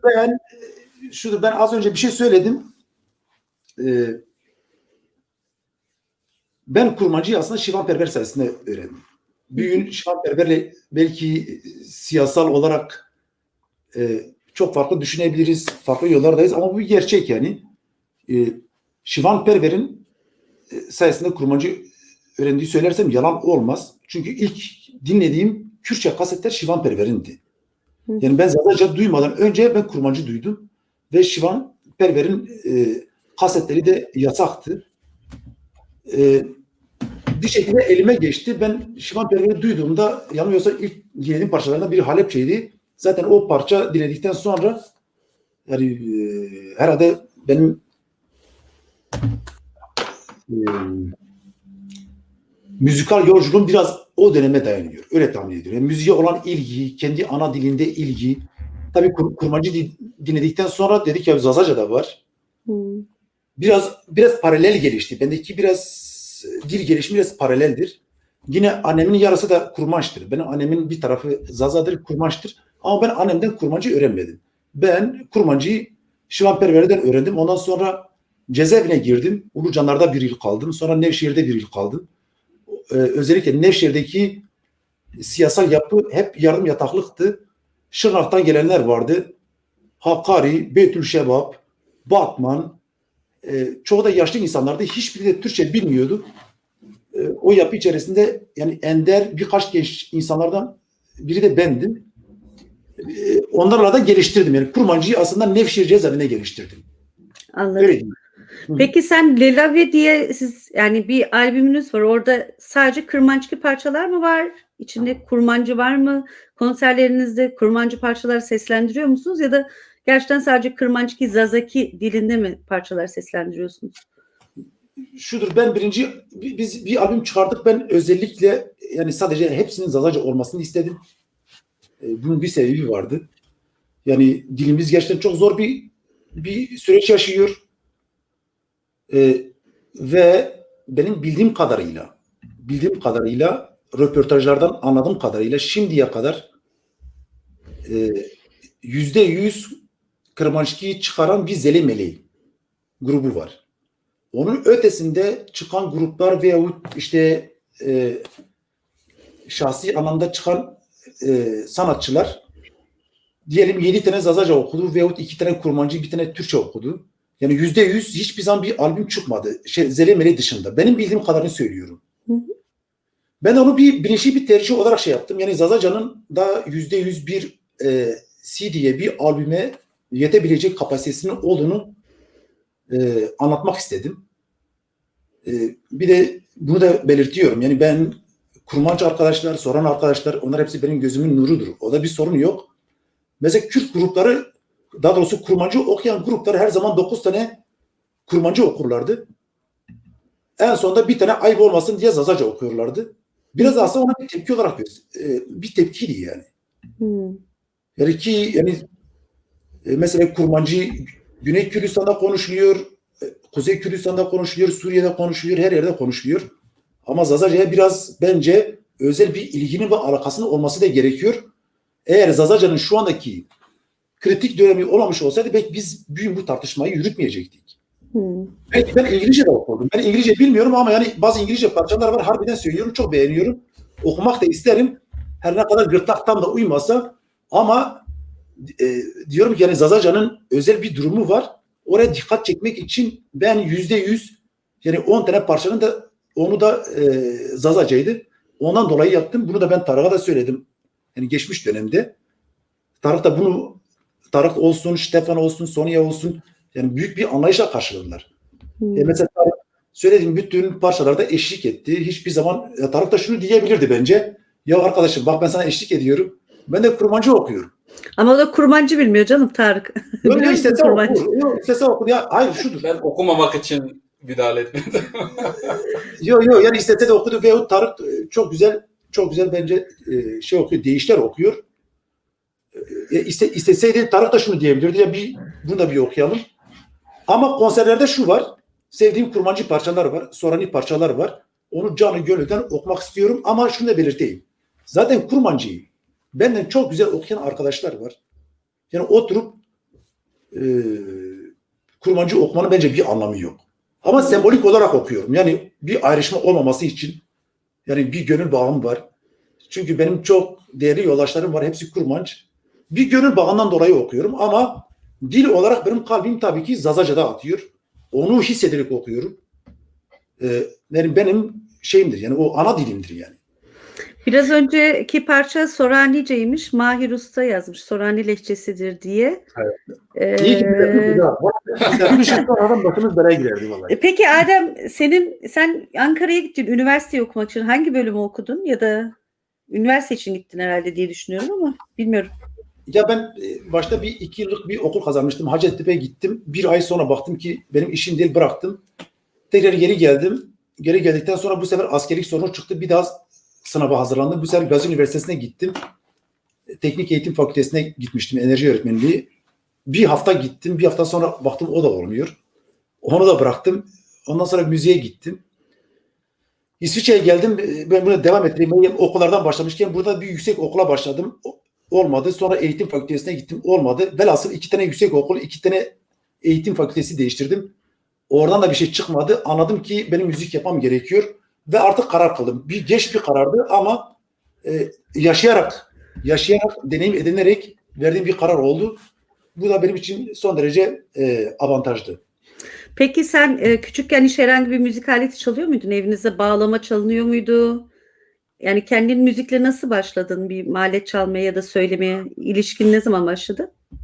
Evet, ben senin soruna tam cevap vermeden önce şunu söyleyeyim. Az önce belirttiğim gibi ben bir mezrada büyüdüm. Tam emin değilim. Yanılmıyorsam 8-9 yaşlarına kadar bizim mezraya elektrik gelmedi. Elektrik yoktu. Yani ne radyo vardı, ne televizyon vardı, radyo vardı. Bir tane pili radyo vardı. Benim babam da zaten hep haberleri dinliyordu. O da çok can sıkıcıydı. Ara sıra o kanalları karıştırınca Arapça kısa frekanslarda Arapça çıkıyordu. Bazen Farsça çıkıyordu, Türkçe çıkıyordu. Ama ciddi anlamıyla bir müzik dinleyemedim. Sonra işte elektriğin gelmesiyle beraber televizyonlar geldi. O televizyonlar daha çok kendimize yakın bulduğumuz şimdi diyebilirim işte Türk halk müziği orada başladı. Sonra lise döneminde az önce belirttiğim gibi 90'ların başında yani özellikle Kürt hareketinin bizim bölgeye yerleşmesiyle beraber Kürtçe kasetler gelmeye başladı. Ama benim dinlediğim ilk Zazaca parça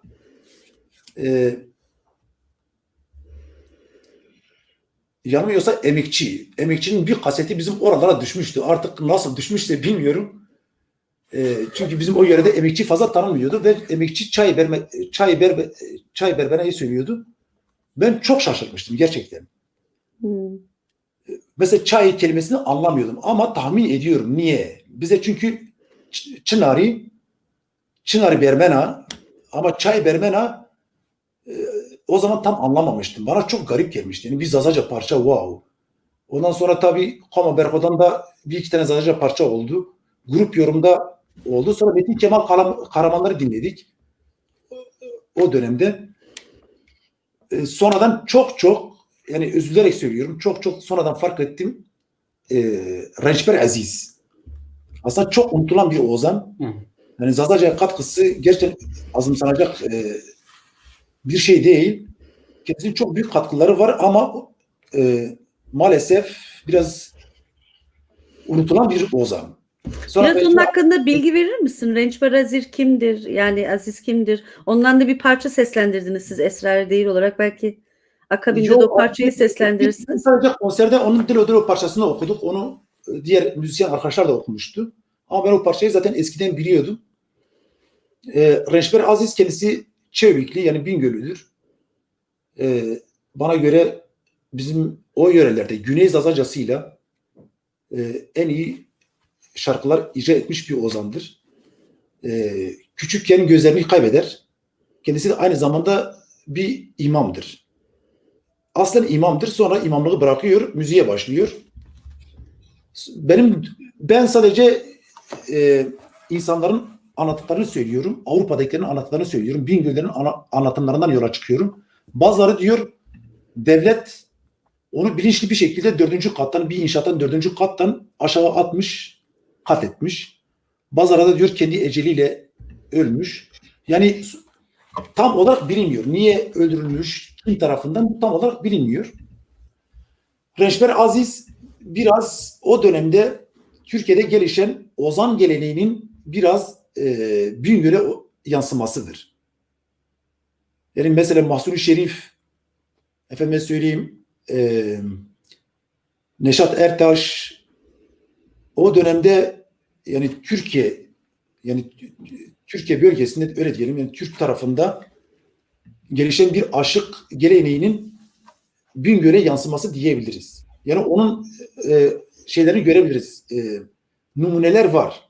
Yani o belli ki yani Rençber Aziz de yani o kuşaktan etkilenmiş. Ama bence Zazaca'yı çok iyi kullanıyor. Çok otantik kullanıyor.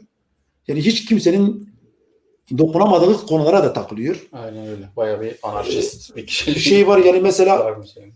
evet mesela Nina parçası var. Orada mesela Kenan Evren olsun 12 Eylül olsun onu yerden yere vuran bir şeydir. Yine toplum içerisinde ben dindarlara çok büyük saygım var. Bizim dindar arkadaşlar yanlış anlamasın ama sahte dincilere karşı savaş açmış bir ozandır. Yani dinin kötüye kullanımını çok iyi ifade eden bir ozandır. Ama maalesef pek ön planda olmayan bir ozan. Ondan bir parça seslendirebilir misin? Seslendirebilir misin? Dilo'yu çalabiliriz aslında. Evet. Hazır değiliz ama Belki uzun değil ama bir iki kıta okuyabiliriz. Hepsini değil. Ahmet Hakan Vergi seni tanıyan bir arkadaş herhalde. Dilo Vacı Keke demiş. Lori Lori şarkısını da tavsiye ediyormuş. bunu şey yapmadık. Bu arada Musa Zengin diye bir akraban mı bilmiyorum. Baban da herhalde ya da dayın izliyormuş herhalde. Onlar akrabadır. Ben biliyorum Deniz. Onlar akrabadır. Tam yorumlarda sana iletmiş olayım. Sen okuyamıyorsun. O zaman bir Rençber Aziz'den bir parçayla Dilo'dan bahsettiniz biraz önce. Dağdan alalım. Dağdayız hocam.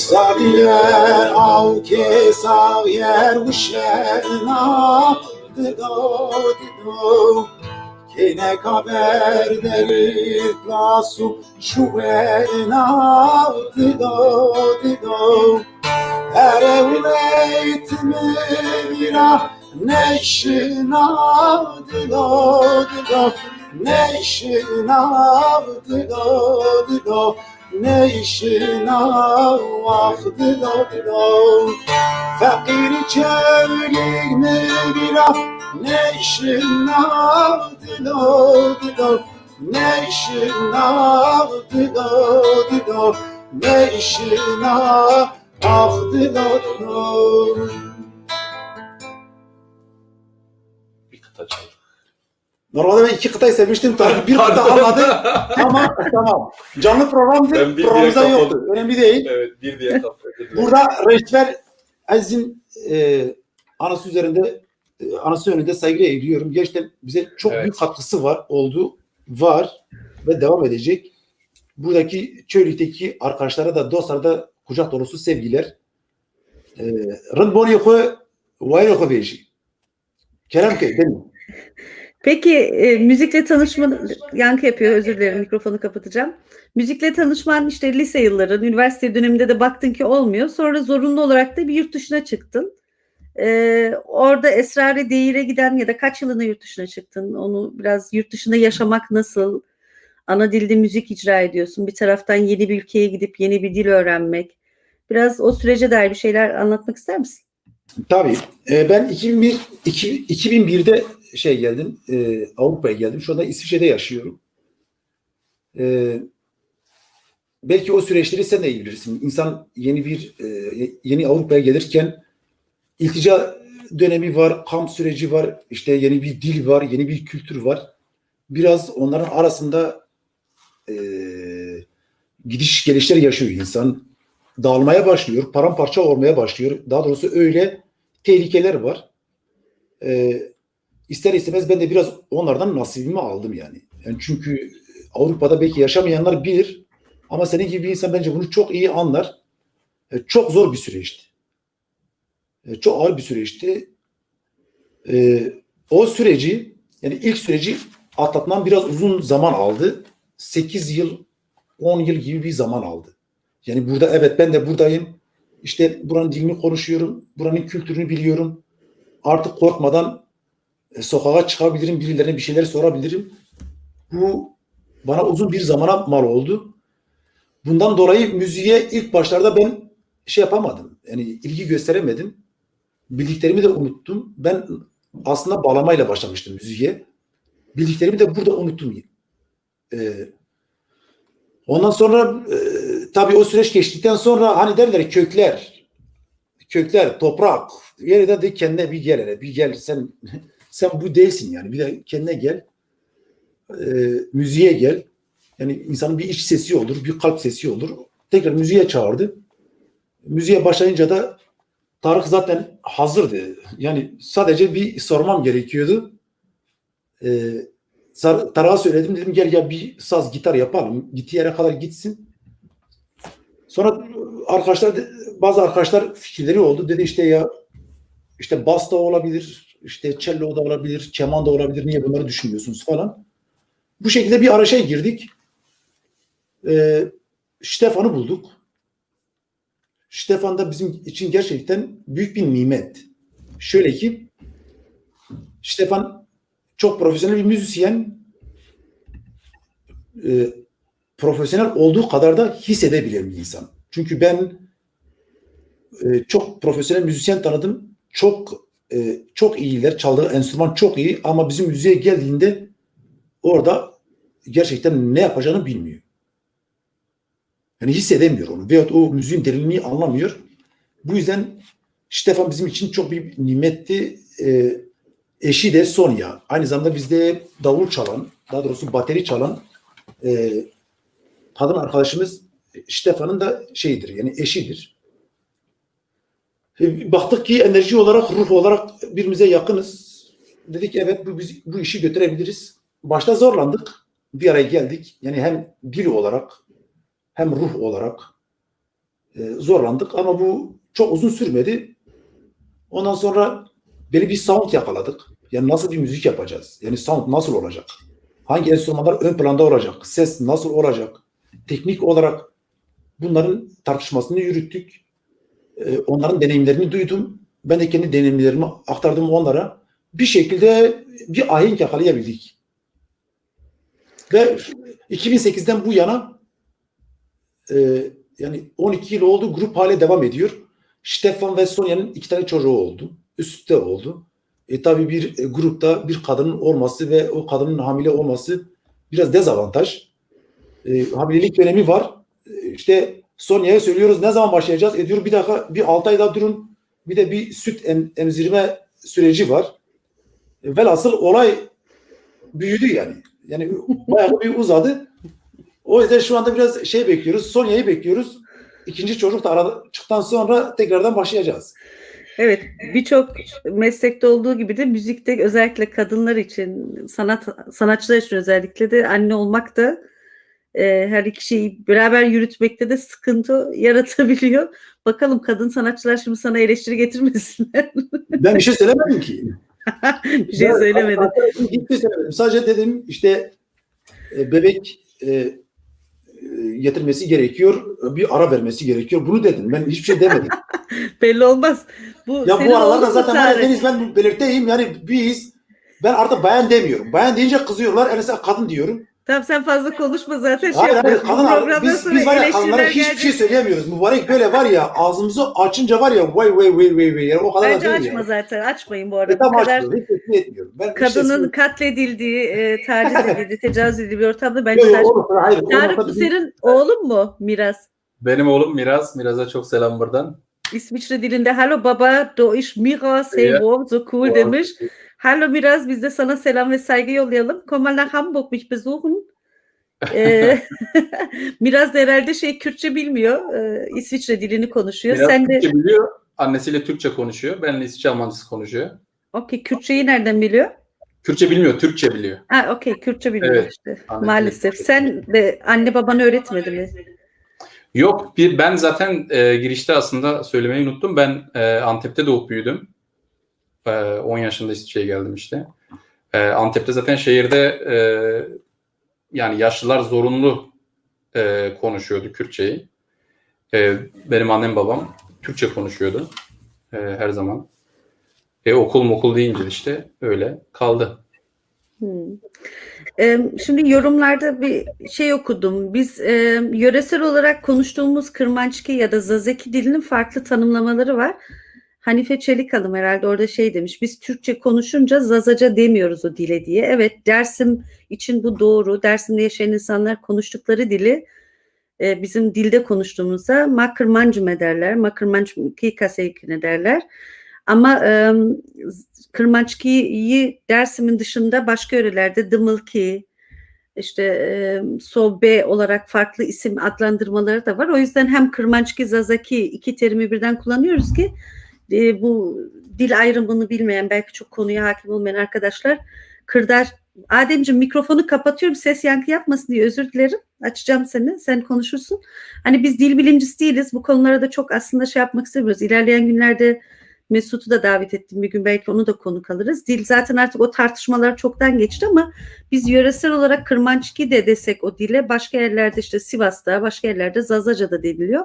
İki terimi ben kullanıyorum. Bazıları da Dımılki deniliyor. Bunu birisini diğerini ötekileştirmek için değil ama doğrudur. Dersim'de biz bu dili Türkçe'de konuşsak Kırmançki olarak tanımlıyoruz ama başkaları da Zazaki diyor. Bunu da beraberinde kullanıyoruz. Evet Adem. Yoksa yankı yapıyor, o yüzden kapatıyorum. Kusuruma bakmayın. Ben sana çok kısa bir şey söyleyeceğim. Benim yaşadığım bölgede de biz Zazaca demiyorduk. Biz Kırtki diyorduk. Hiçbir zaman biz Zazaca demedik. Bizim dilim Kırmançki'ye mi? Evet, biz Kırmançki'ye, bizim yörede biz Kırtki diyorduk.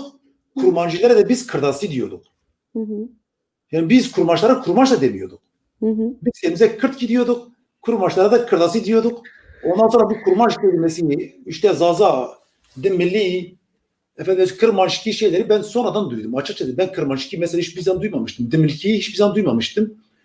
Ankara'da tesadüfen bir arkadaşım oldu. Siverikli. ben Zazaca konuştum. Bana dedi ki Dimliki kısayken dedim. Dimliki?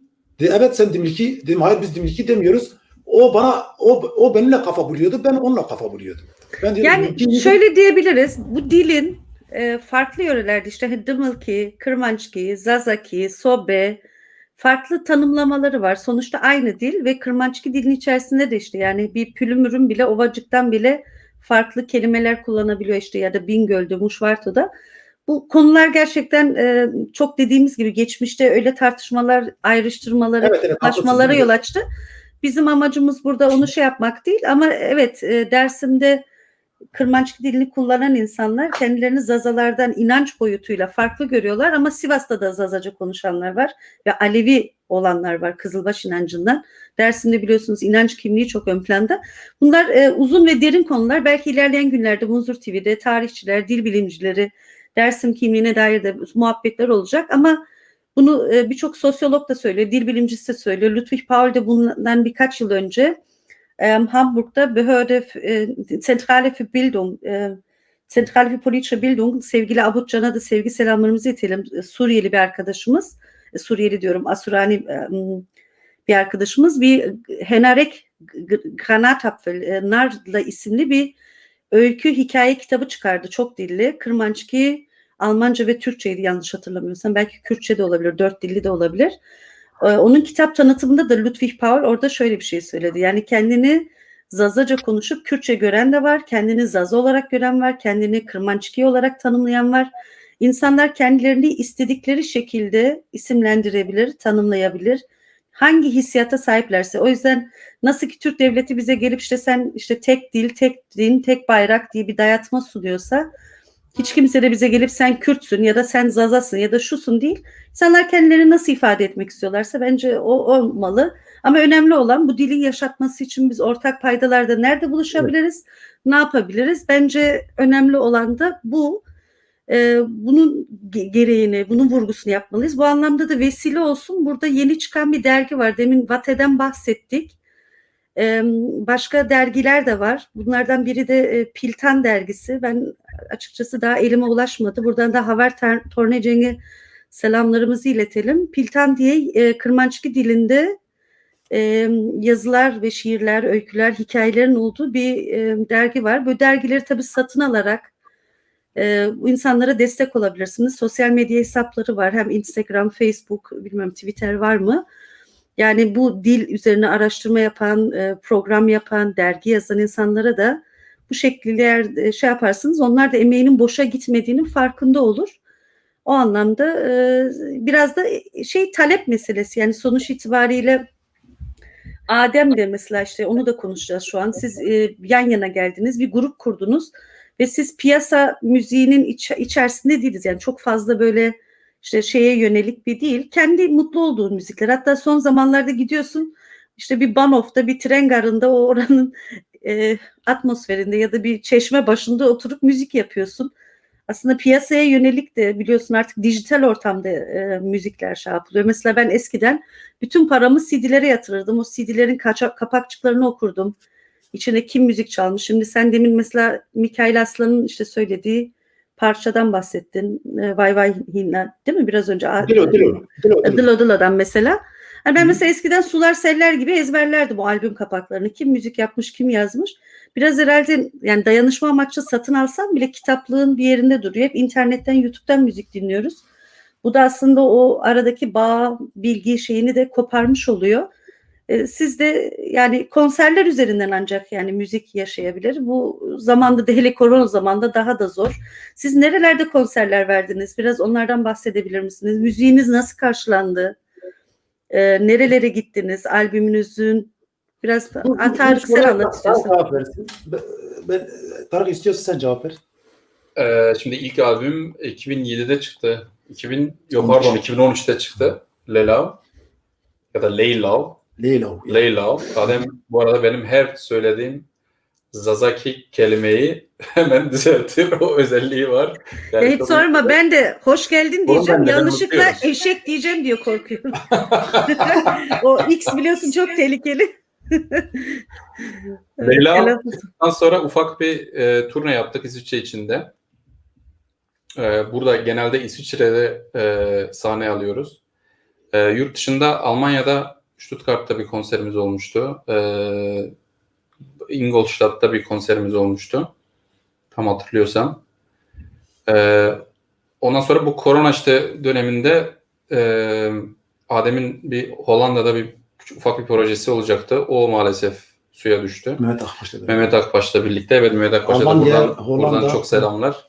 Evet, Mehmet'e çok sevgi selam yollayalım. Onu çok seviyoruz. Onun da müziğini çok keyifle yani dinliyoruz. Böyle, biz genelde buralardayız. Bu İsviçre'de konser veriyoruz. Dinleyici kitlesi karışık. İsviçreliler de geliyor. Dinliyor bizi. Tabii onlarla sohbet etme imkanımız oluyor. Nasıl hissediyorlar, nasıl anlıyorlar. Hani notalarda tabii değişiklik var. Batı müziğine göre ritimlerde değişiklik var. Orada nasıl karşılanıyor diye. Öyle yani. Hamburg'a da şimdiden sözünüzü alayım. Ben de Hamburg'lu arkadaşlara buradan duyurmuş olayım. Bana destek olsunlar. Çünkü burada da arkadaş dayanışması. Bir Mehmet'i de aslında bilmiyorum, burada Mehmet bizi izliyor musun? Mehmet Akbaş bence gerçekten çok güzel bir sesi var ve çok farklı dillerde. Sakine Teyna gene öyle, eğer izliyorsa Sakine'ye de evet. Maviş Güneşer'e selam yollayalım. Biraz önce sen Zelemele grup dedin ama Zelemele bir grup değil sevgili Adem. Mehmet Ali. Bazen Biliyorum, Tuane ben o sırkın değil, ben de aktarayım dedim. Yani aslında bu arkadaşlar, yani bir müzik yapıp hem Avrupa'da yaşayıp hem de aile ve çocuk varsa sen yani hem ev geçindirmek hem müzik yapmak çok zor. Mehmet de gerçekten sabahın köründe gidip belki işte Mehmet'in o albümlerini görünce insanlar şey zannediyor. Bir Tarkan gibi, popstar gibi öyle yaşamıyorsunuz maalesef. Evet. Yani Mehmet gidiyor sabahın 6'sında kalkıyor, işte Köln'de bir işte sigara şeyinde, bir tekel bayide ya da bir toptancıda zannedersem. Sabahın köründe kartonlar taşıyor o arkadaşımız. Sakine şimdi Viyana'da yaşıyor. Şimdi buradan şeye de selam yollayalım. Bizim arkadaşın ismini unuttum. Keman çalıyor Metin Kemallerle Anadolu Kvartet'ten. Berlin'de yaşıyor. Yani hepsi zor şartlarda. Maviş gene öyle. Yani Berlin'de bir kafede çalışıyor. Gidip börek pizza yapıyor. Ondan sonra işte albüm çıkarıyorlar. Bu arada Maviş de yeni bir albüm çıkardı. Politik Dersim Ağıtları diye. Onun tamamı zannedersem albümün Kırmançki dilinde. Daha albüm elime ulaşmadı. Bir gün Maviş'te konuk alırız. Yani müzisyen olarak da çok zor şartlarda yaşıyorsunuz. Çok zor şartlarda. O yüzden hem albümleri satın almak, işte hem bölgemizde de işte etkinliklere davet edilmek ve konser düzenlemek de o müzisyenleri sanatçı. Yani Mehmet de buraya konsere geldiğinde arkadaş dayanışması, yani bir de bir siyasi partiyi, bir örgütü de arkana almıyorsan, bağımsız müzik yapıyorsan gerçekten de sizin için zor. O zaman gene güzel bir parçayla devam edelim. Burada birkaç istek var. Senin ailenden de var. Ben ileteyim. Elçiye zeval olmaz Adem. Bir aile eksikti. Buyur. Valla senin lise arkadaşlarından dayıcım bizim için Rındike dersimi söyler misin diyor. Sena Nur Yıldız yazmış. Ondan sonra senin yeğenler burada herhalde. Deniz hocam biraz daha müziğe dönelim diyor. Haklısınız, döndük müziğe. Hepsi iç içe girmiş. Bazen dağılıyoruz. Adem'le dedik ki politikaya girmeyeceğiz. Adem tamam, senle politikaya girdik. Sen biz parçalara yepyeni parçalar hazırladık. Rındika dersimiz zaten YouTube'da dinleyebiliyorlar. Hiç dinlemediğim parçalar var. Arkadaşların. Tamam. O zaman size bırakıyorum ben. Sen parçaların isimlerini. Ben yeğenlerime buradan cevap vermiyorum. Onlara çok selam söylüyorum. Şey diyor Adem abi, kardeşin Hava ile yeğenin Sena. Hepimiz seni izliyoruz. Astere Asmere şarkısını söyleyebiliriz. Biraz önce de şey yazmış. Ankara'dan Halime Tokay izliyormuş. Cizreli lise arkadaşın Şırnaklı izliyormuş. Senin eski arkadaşların da oluştu. Biraz geçen Adem'in bir röportajını dinledim. Radyoya vermişsin herhalde, Paris'teki bir radyo. Orada Adem kendisini şöyle tanıyor. Ben asosyal bir insanım. Sosyal medyada da yokum. Evet, yani oradaki Halime abla olsun, Havam abla olsun, Sena olsun, oradaki tüm dostlara, herkese çok çok selamlarımı iletiyorum. Herkesin isteklerini maalesef bu akşam yerine getiremeyeceğiz. Sonuçta her ne kadar YouTube kanalı da olsa şu anda bir televizyon programındayız. Dolayısıyla biraz sınırlı tutmak zorundayız. Umarım anlayışla karşılarlar. Biz de ilk defa internet üzerinden bir programa katılıyoruz. Yani biraz kendimi de garip hissetmiyorum değil yani. Açıkçası biraz hani sürekli alışmışız. Sahnede insanlar var karşılıklı olarak. o sıcaklığı hissediyoruz. Kendimi biraz böyle hafif bir robot gibi de hissetmiyor değilim yani açıkçası yani. Ama biraz tecrübe. Belki 2-3 programdan sonra alışırım buna. İlk deneyimin zaten herhalde şimdiye kadar bir tek radyoya herhalde bir röportaj vermişsin. Bir Orada gazeteye vermişsin. Orada hiç yapmadık. O şeydi. Sesli. Sadece konuştuk yani sorular soruldu. Şey değildi yani. Ya bir Ya ilk. Adem zaten tekniğe karşı alerjisi olduğu için onun için. Aynen. İyi o zaman kendimi şanslı sayıyorum. Bugün. Tamam değil mi? Tamam hadi başlayın. Biraz değişik olması için Rayla Diyarbakır'a girelim mi? O Okey. doğuda ha.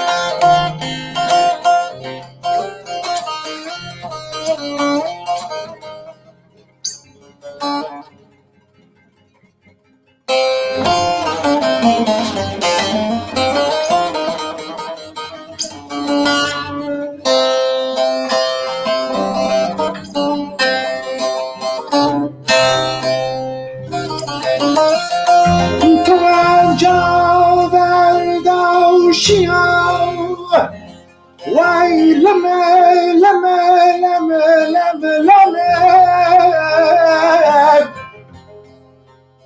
Tuaz Verdavşiyav Şaristane Diyarbakır'yav Vay lame Likavaz Beytov Ne istareyno Vay lemen Erem bağley Vaz beytom Ne istareyno Vay ay ay Varem bağ مقاس بایا خویم سمی تو وشنام وایخ لمن غلام واسو از بمره بما درده تو روام ماخ درده تو را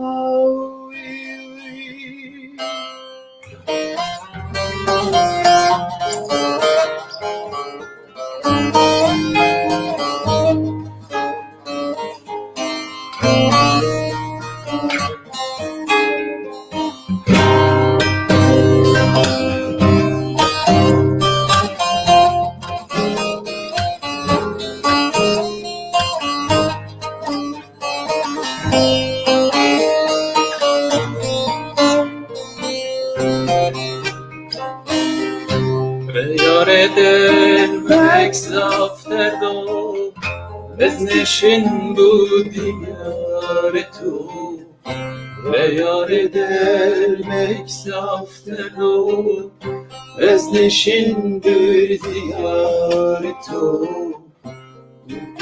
Tezneşino Esturi mektublersun Estoy mektubusun Gelemez içinom Estoy mektubusun Estoy mektubusun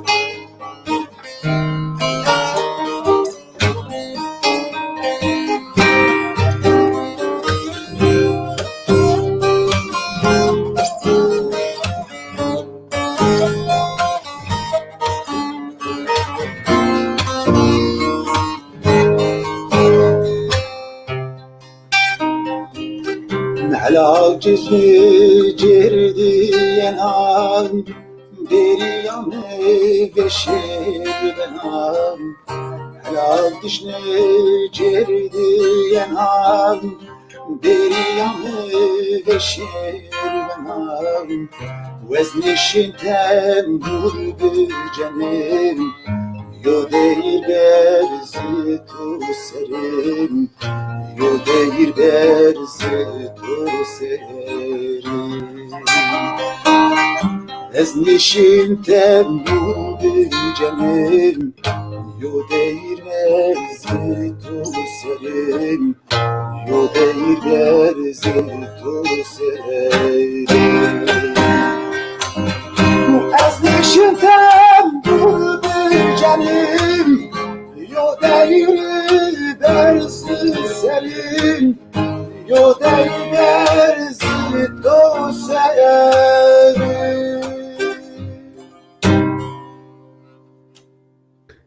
Evet, teşekkürler. Biraz önce yorumlarda okudum. Başlarda herhalde biraz Tarık'a şey diyordu seslerde falan. Sonuçta biz bu ortamda hani çok profesyonel bir stüdyo ortamında yapmıyoruz. O yüzden seslerde sıkıntı olabilir. Belki istediğiniz şeyi tonu yakalamayabilirsiniz. İnternet bağlantısıyla da alakalı olabilir. Bu anlamda şey yapıyoruz. Biraz önceki parçayı yani sen kendin de çok herhalde parçaların çoğu da sana mı ait söylediğin parçalardan Adem? Sen mi yazdın? Hikayesi nedir? Anlatırsan. Evet, ben parçaların genelinden ziyade herhalde albümden bahsedersem biraz daha doğru bir bilgiye ulaşmış olacağız. Biz bir albüm çıkardık Leyla adında. Bu albümde 10 parça vardı. Demirbaş parçası hariç. Demirbaş parçası da Çevlik yani Bingöl yöremize ait bir şarkıydı. Onun dışındaki diğer parçaların hepsinin müziğini ben yaptım. Daha doğrusu biz yaptık öyle diyelim. Ama sözlerin hepsini ben yazıyorum. Bu parça da yine aynı şekilde bir aşk şarkısıydı. Yani Diyarbakır'a giden ve peşinden sevgilisine ulaşamayan bir insanın öyküsünü anlatan bir parça. Bundan ibaret.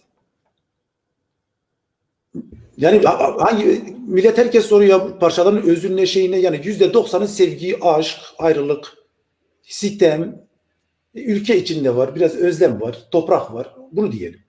Sen 20 yıldır da Türkiye'ye gidemiyorsun memleketine, kendi köyüne, topraklarına herhalde. Bu arada bütün köy seni izliyormuş. Biraz önce yorumlarda gördüm. Seninle gurur duyuyorlarmış. Köy dedin bu ana kadar heyecanlı değildim. Nasıl köy dedin ben heyecanlanmaya başladım. Vallahi Çünkü Senanur Yıldız yazmış. Tüm Alacakaya seni izliyor ve gurur duyuyoruz demiş. Senanur'a Çımut'umuşken ben tanıyorum tamam. Sen yıllardır herhalde memleketine de gidemiyorsun. Annen baban orada yaşıyor herhalde.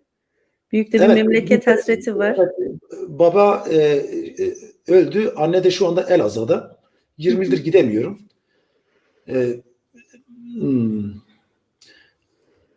Yani aslında benim için biraz biraz kritik bir konu. Tamam. Annem müziğini beğeniyor mu? Dinliyor mu seni? Ne diyor oğlum?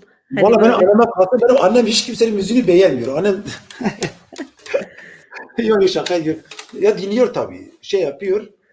Hatta bazen kendisine de şeyleri yapıyorum. Yani yazdıklarımı gönderiyorum.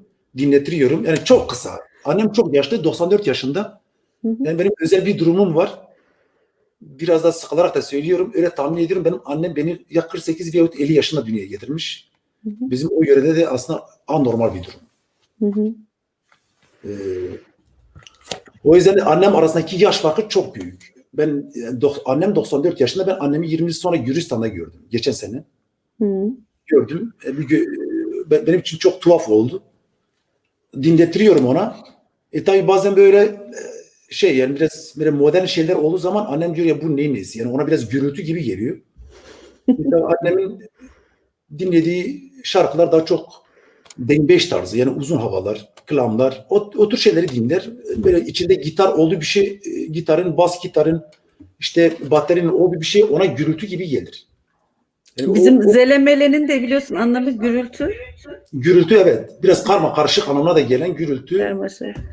Yani annem o kuşak zaten gitar yani herhalde bağlama sesi dışında bir şey duyduğu zaman alerji yapıyor. Ben onu hissedebiliyorum ama onu da anlayabiliyorum. Annen için yazdığın bir parça var mı Adem? Ya Anneni aslında var ya, hissederek. işin özünde çoğu annem içindir ama neyse bırakalım yani. Tamam. En büyük Evet. aşkın o. Öyle diyelim. Evet. İyi, ben de dersime çalışayım. 2 sene sonra sana bir kırmançlı bir parçada eşlik edeyim. Vallahi Deniz artık senin sözünü aldık. 2 yıl sonra tekrar gelip burada Türkçe konuşursan vallahi bak birbirimize Tamam. gireceğiz. Tamam Dayak mı? atarsın bana. Yok estağfurullah. Yok, o boyuta söylemedim ama gerçekten 2 yıl sonra artık Kırmanşiki biliyorsun. Yani şu anda dilimizin buna ihtiyacı var. Hı. Radyo programında ben Yaşar'a da söylemiştim. Yaşar kendisi Bingöllü. Biz bu konuda değinmiştik. Yaşar çok güzel Türkçe konuşuyor. Yani onun konuştuğu Türkçeyi kimse konuşamaz. Bir de Yaşar'ın biraz çevresi geniştir yani. Hı.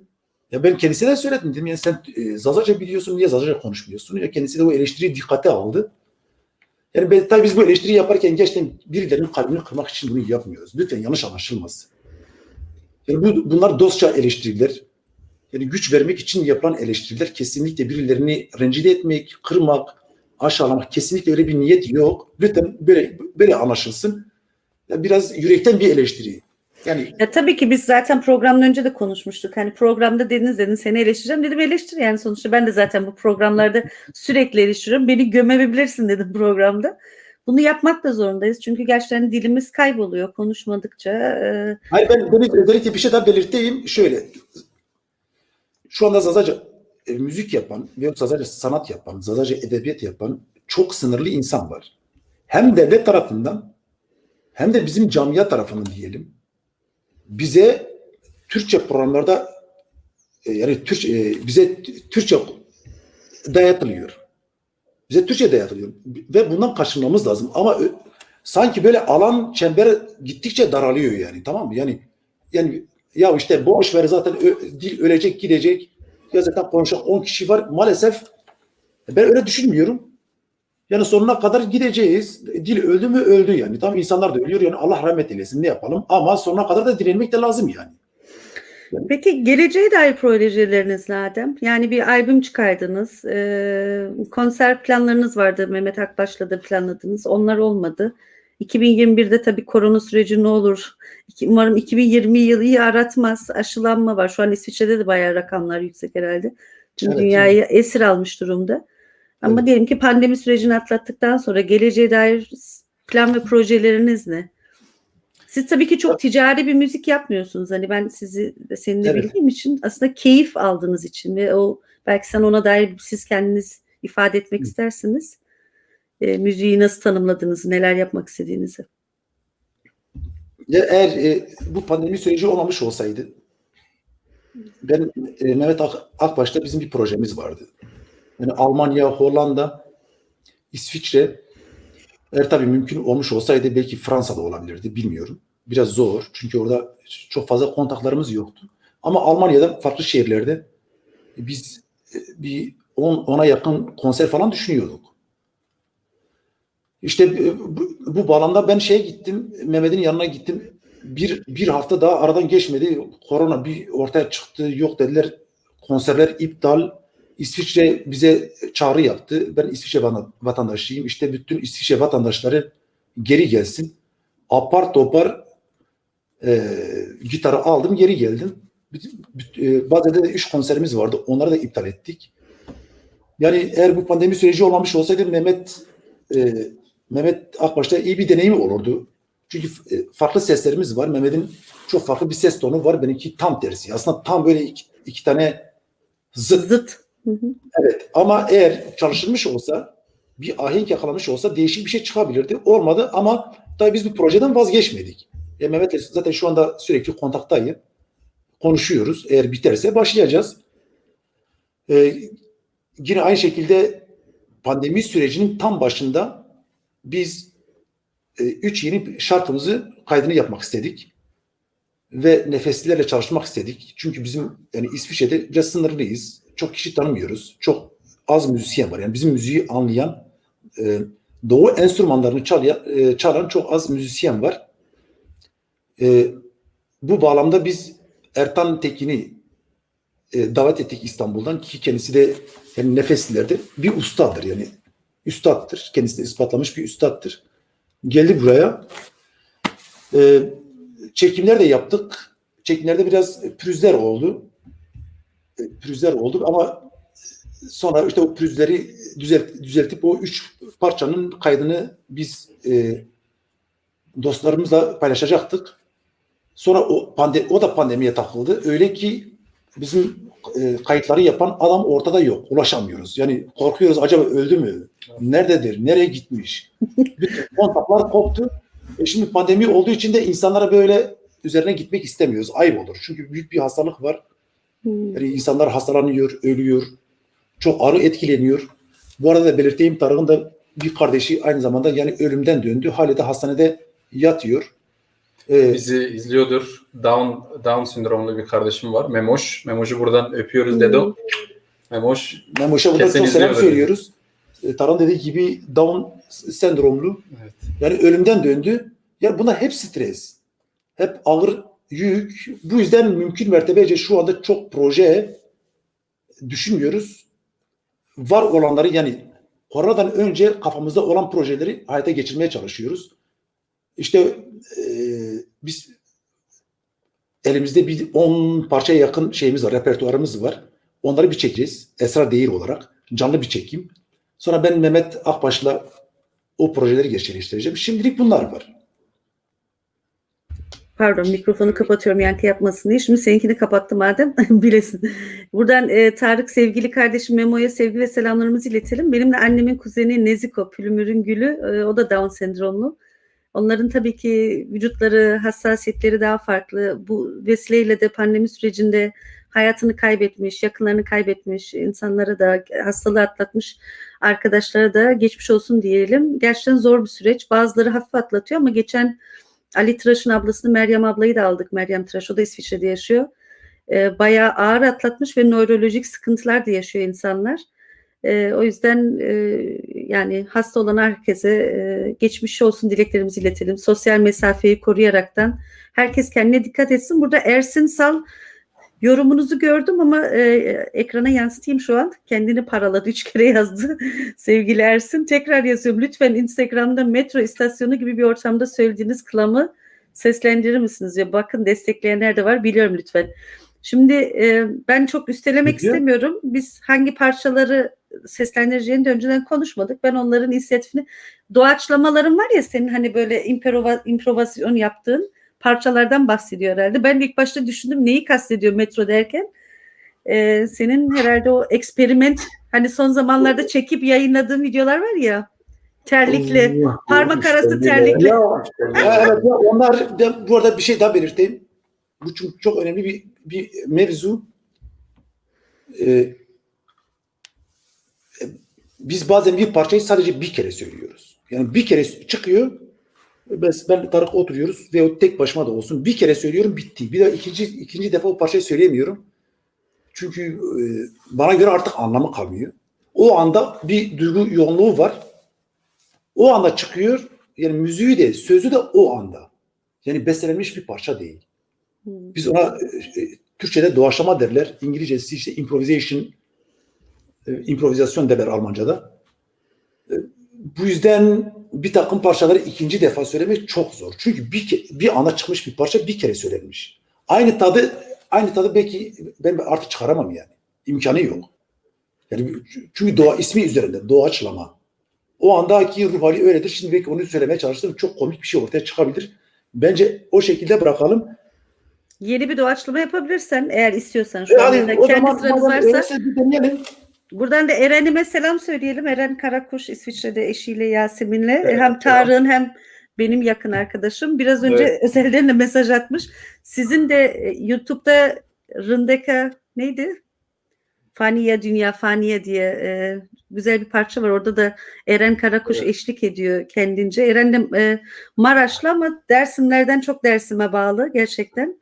Ocakları da orada. Her sene Dersim'e gidiyor. Ziyaret ediyor. Tam bir Dersim aşığı. Ona da sevgi ve saygılarımızı iletelim. Yağ basanlar da bizi izliyor. Onlara da sevgiler, saygılar. Görüyorum. Hamburg'da yağ basanlar var. İsviçre'de de var herhalde. Maraş'ta. Var. Çok var. Onlara da selam. Herkese saygı selam diyelim o zaman. Benim kibrelerim olur bu arada. Ya Basan'a Ha. hepsine selam söylüyorum. Okey. Biz de burada Oruç Yabasan, Hacı Yabasan'ı kaybettik geçen sene. Onun da ruhuna gelsin. Bütün bizi izleyenlere sevgi, saygı, selam. O zaman bir doğaçlama mı yapıyoruz? Biraz bilinen bir parça ama dedim ya doğaçlama. Gelirse içimizden yaparız. Gelmese yapamayız. Tamam. Hangisi? Biz gidelim. Remilbaz. Remil Bas. Remilbaz parçanın ismi Remilbaz. Remilbaz gerçekten belki çok az bilinen bir zarar kelime, büyücü kadın demek. Ben bu kelimeyi bir masal kitabında gördüm. İsmet Bor. Bingöl'ün annemin masalları Zazaca çıkmış bir kitap. Kendisine de burada teşekkür ediyorum. Yani en azından onun sayesinde ben çok orijinal bir kelime duydum. Büyücü kadın. İsmi de Remilbaz. Bu yüzden böyle çok hoşuma gitti. Ben bu parçanın ismini Remilbaz koydum. Sözlerinden biraz sonra ya da şimdi şey yapabilir miyiz içeriğiyle ilgili? Remilbaz şöyle, senin gidişinden sonra şarabın tadı kalmadı. Çok kişiyle oturup sohbet ettim ama sohbeti senin kadar güzel olanı da hiç görmedim. Gene bir aşk parçası. Seni büyüleyen bir kadına yazmışsın herhalde. Vallahi artık olmayan. Bunlar hepsi olmayan bir kadın. Yani Olmayan, ütopik. Bir şey olursa olmuyor. Olmayan. Zaten Aşık Veysel diyor ya, seversin, kavuşamazsın, aşk olur. Herhalde kavuşunca aşk olmuyor artık, zor. Neyse birazdan belki aşkı da konuşuruz. Hadi Adem. Vallahi hiç konuşmak istemediğim bir konu ama istiyorsan. Valla gurbeti konuşamıyoruz, aşkı konuşamıyoruz ama Tamam, bütün hadi. parçaların onu anlatıyor. Hadi bakalım.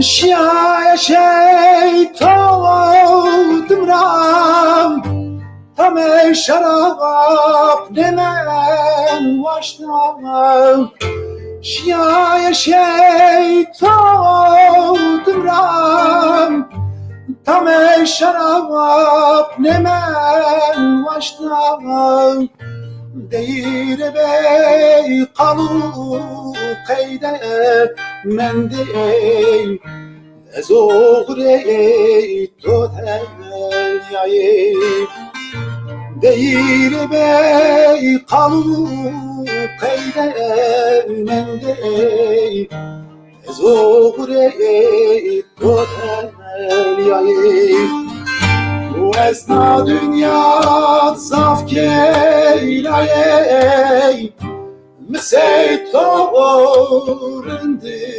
dinledim Ezna dünya saf keyleye Meseyt doğurun dinledim Mizafindi tereklan Teraka kesetuni bin Mizafindi terehnan Teraka kesetuni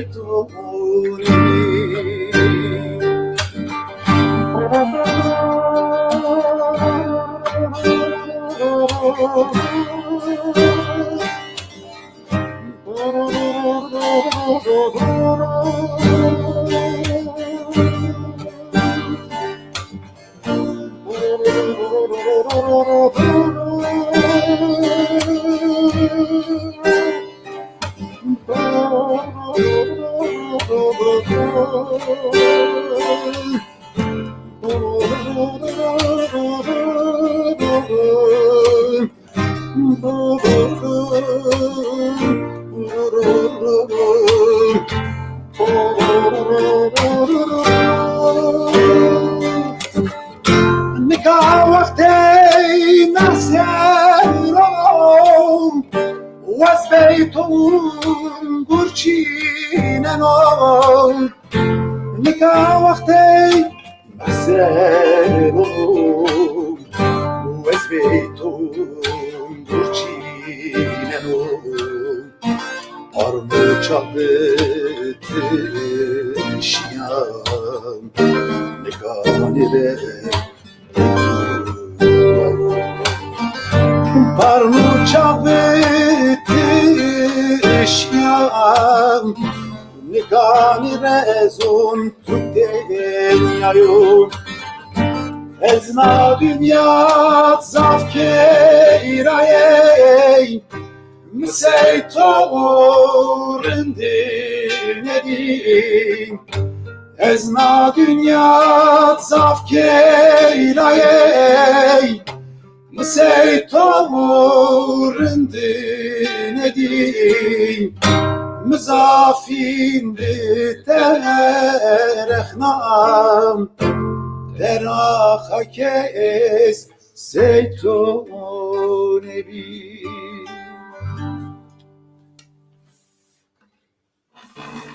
Deniz orada mısın? Bayıldın mı? Buradayım.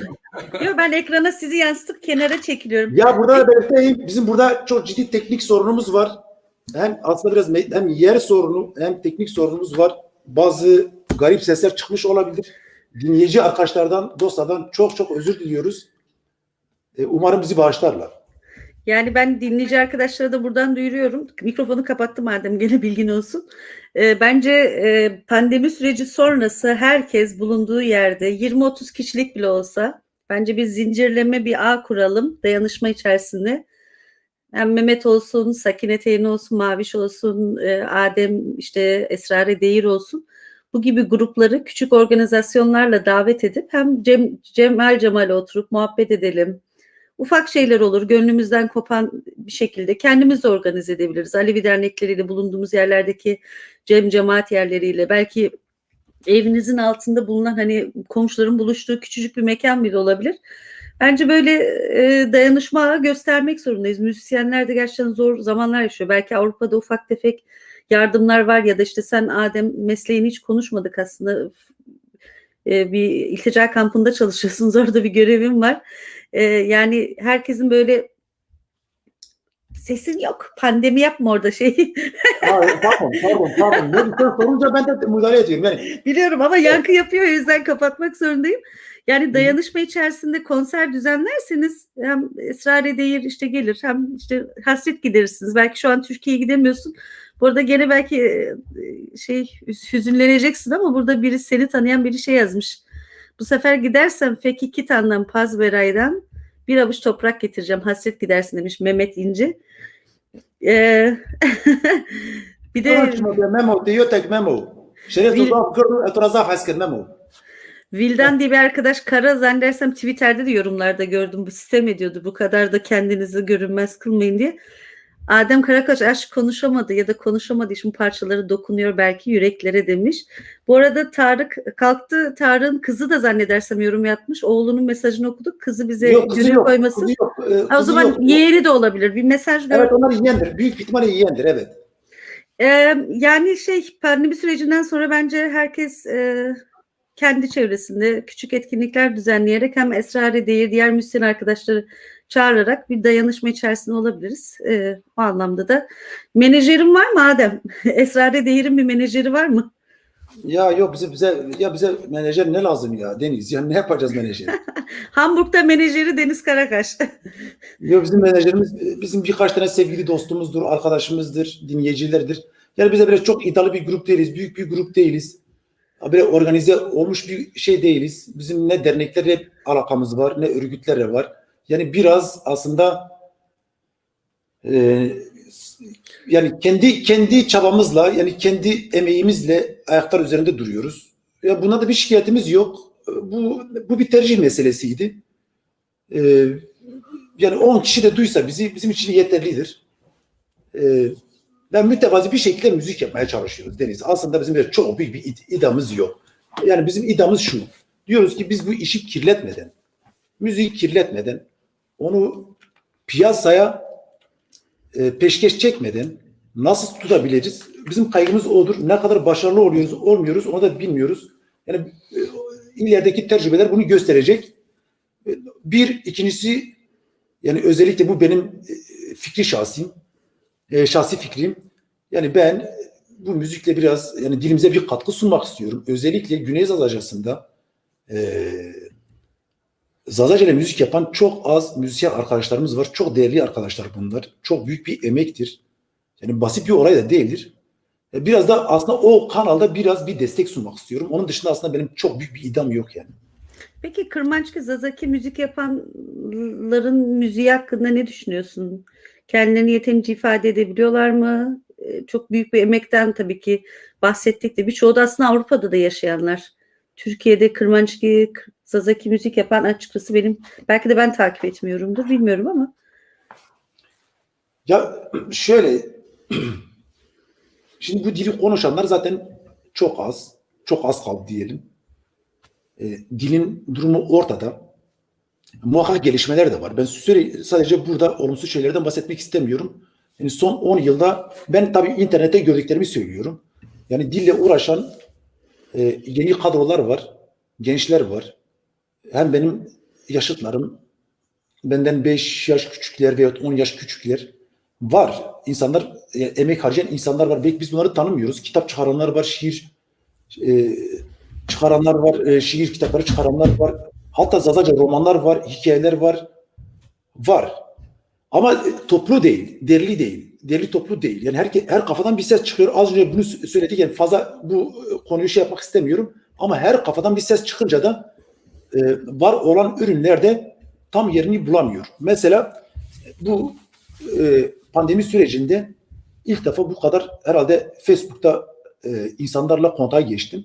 Biraz ihtiyaçtan kaynaklı. Sürekli evdeyiz. Dışarı çıkamıyoruz. Bizim yöreden mesela gençler arıyor. 30-35 yaşında. Ya sadece bizim yöreden değil. Bingöl'den de olsun. Dersim'den arayanlar da var. Yani yazanlar var. Ya efendim Zazaca Kürtçe midir yoksa başka bir dil midir? Ya işte sen kendin ne görüyorsun? Bakıyorum yani çok farklı konular geliyor. Bizim önümüzde bunlar geliyor. Bunlar olunca da biz kendimizi müziğe şey yapamıyoruz. Yani konsantre olamıyoruz. Başka işlerle uğraşmak zorundayız. Bir ara bir Zazaca gazete çıkmıştı. İsmi Nevepel'di. Arkadaşlar gerçekten çok büyük bir emekle çıkarıyordu onlar. Ve o çıkaranların çoğunun da ekonomik durumunun kötü olduğunu ben biliyorum. Gerçekten biliyorum yani. Belki buradan söylemek ayıp ama gerçeği bu. Ben gidip o gazeteyi de dağıtıyordum. O yetmedi. Arkadaşlar kitaplarını gönderdi. Ben gidip onların kitaplarını da dağıtıyordum. Yani ben bir müzisyenim. Yani gazete mi dağıtayım, kitap mı dağıtayım, tamam mı? Yani politik şey mi söyleyeyim? Yani biraz o noktada tam olarak bizim yerimiz ve görevimiz belli değil. Yani rolümüz tam olarak net değil. Çünkü halk olarak bir statüye tam olarak sahip olmadığımız için müzisyenlerin de ister istemez bir statüye sahip olmasını bekleyemezsin. Yani ille de bunu devlete bağlaştırmak istemiyorum ama bunun çok büyük bir etkisi var yani. Burada da Asme'nin kitabını da dile gelmişken biraz reklam da yapalım. Sma Zazaki Zanene diye hem Türkçe Kırmançki yani Zazaca Türkçe ve Zazaca ve Almanca Zazaca çıkardığı kitap var. Başka değerli kitaplar da var. Onun haricinde Dersim'de ve Bingöl'de Kırmançki dilini, Zazaki dilinin bölümü açıldı. O bölümü okuyan arkadaşlar var. Bunun üzerine doktora tezi yapanlar var. İşte Zazaki Kırmançki dilinde deyiş, türkü, ağıt, beyit araştırmalar yapan arkadaşlar var. Gerçekten değerli. Biz tabii ki negatif şeylerinden de bahsettiğimiz için bu pozitif şeyleri de anmayı unutuyoruz bazen. Sistem ediyoruz çünkü yeteri gelmiyor bize. Ama bunu okuyan arkadaşlar da var. Ama yani şöyle diyelim, gerçekten bu programı izleyen herkese seslenelim. Kırmançki dilini öğrenmek için biraz daha çaba sarf edelim, Zazaki dilini. Çevrenizde kurslar var mı? En azından yapamıyorsanız bile pandemi sürecinden sonra ya da işte online platformda yapabilirsiniz bunu ya da pandemi sürecinden sonra bir işte Dersim'in yemekleri var. Bir Dersim akşamı ya da Kırmançki yani bir muhabbet akşamı yapın, o yemekleri yiyin, sohbet edin. Ana dilinizi konuşun, bir kahvaltıya günü yapın. O gün mesela yasak koyun. Türkçe konuşulmayacak burada deyin. Böyle böyle belki etable edebiliriz. İşte yani ben dili öğreneyim, burada sunum yapayım, başka arkadaşlar gelip yapsın. Bu şekilde dil ilerler. Bunları bahsedelim. Şu an arkadaşlar yeni eserlerden rica ediyor. Ben şeyi soracağım Adem sana. İlk yazdığın Kırmançki parça hangisiydi? Yani hatırlıyor musun onu? Kaç yaşındaydın? Ne zaman şiir yazmaya başladın? Vallahi ben ilk yaptığım parça, ben herhalde 19 yaşındaydım, bir parça yaptım. Abi şu anda hoşuma gitmiyor. Ama o dönemde tabii arkadaşlarım çok hoşuna gidiyordu. Ben çok iyi hatırlıyorum, Gazi Üniversitesi'nde, eğer büyüğümüzü dinleyenler varsa, Gazi Üniversitesi'nde gerçekten hit bir parçaydı. Biraz komik olduğu için onu bilmeyen yoktu. Ama çok kısa istiyorsan okuyabilirim. Oku ya, yapalım. Ben merak ediyorum. Ama sadece bir kıta. Sen dedim ya, yani 19 Tamam. yaşındaydım. Sıkıntı yok. Sen de bir al, ben sana ritim vereyim. Tamam, hangisinden abi? Solla. Sen bir la al. Ama sadece bir kıta. Çünkü evet. Biraz şey.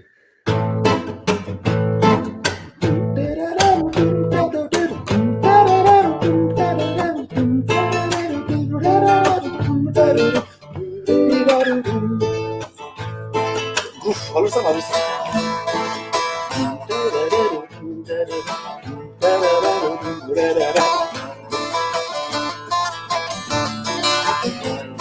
Sen kararsın. Lo halo halo, lo halo halo. انجا شمونه انجا بنده اشمو مشو ماری ببینه منو لو خالو لو خالو خالو لو خالو خالو لو خالو خالو لو خالو خالو لو خالو خالو. Yani ortalama öyle bir şeydi. 19 yaşındaydım. O yüzden yani kelimeler, yani tekst tam uymuyordu. Gramatik nedir, ne değildir. Bunlar denemeydi. Arkadaşların içinde okuyordum. Ya diyordu işte bu parça çok güzel. Yani Biraz o tercüme zaman, eder misin? ya işte Evet. dayı bu gece gitme, tamam mı? Burada kal, bize birkaç tane masal anlat. Hı. Tamam mı? Gidilecek hiç saat değil. İşte bu gece bize bir tütün sar, çekelim. Tamam mı? Gitme, bize bir masal anlat. Yani bütün hikaye buydu. Ama 19 yaş için bile güzel yani. Masal dayı bence güzel, fena değilmiş. Ben de sana şiirimi yollayacağım. Belki bir beste yaparsın, belli mi olur? Sana Nevzat Çiçek'in selamları var. Hiç olursa dokunmuyorum, haberin olsun. Kırmançki Zadaki. Sen Tamam, akrabalarını da tamam. aramıyorsundur. Tembel bir adam olduğun için. Nevzat Yok, Çiçek diyor estağfurullah. ki Muzdur TV İzmir'den selamlar sevgili Adem'e, kuzenime. Selamlarımı, başarı dileklerimi iletmenizi rica ediyorum sayın yanlış? Nevzat. Nevzat Çiçek kuzenimmiş, bilmiyorum. Vay merhaba Nevzat. Nevzat Segen kim kurundu? Nevzat Ezafsın ondu.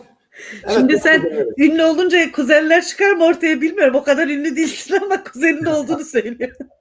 Ya benim çok kuzenler var. Aslında o yörede herkes bir şekilde akraba. Onlar hepsi kuzen. Alacakaya'dakiler aslında var. 3-4 tane köy var. Çok iyi biliyorum. İşte Nergik, Kelkası, efendim söyleyeyim, Doğul.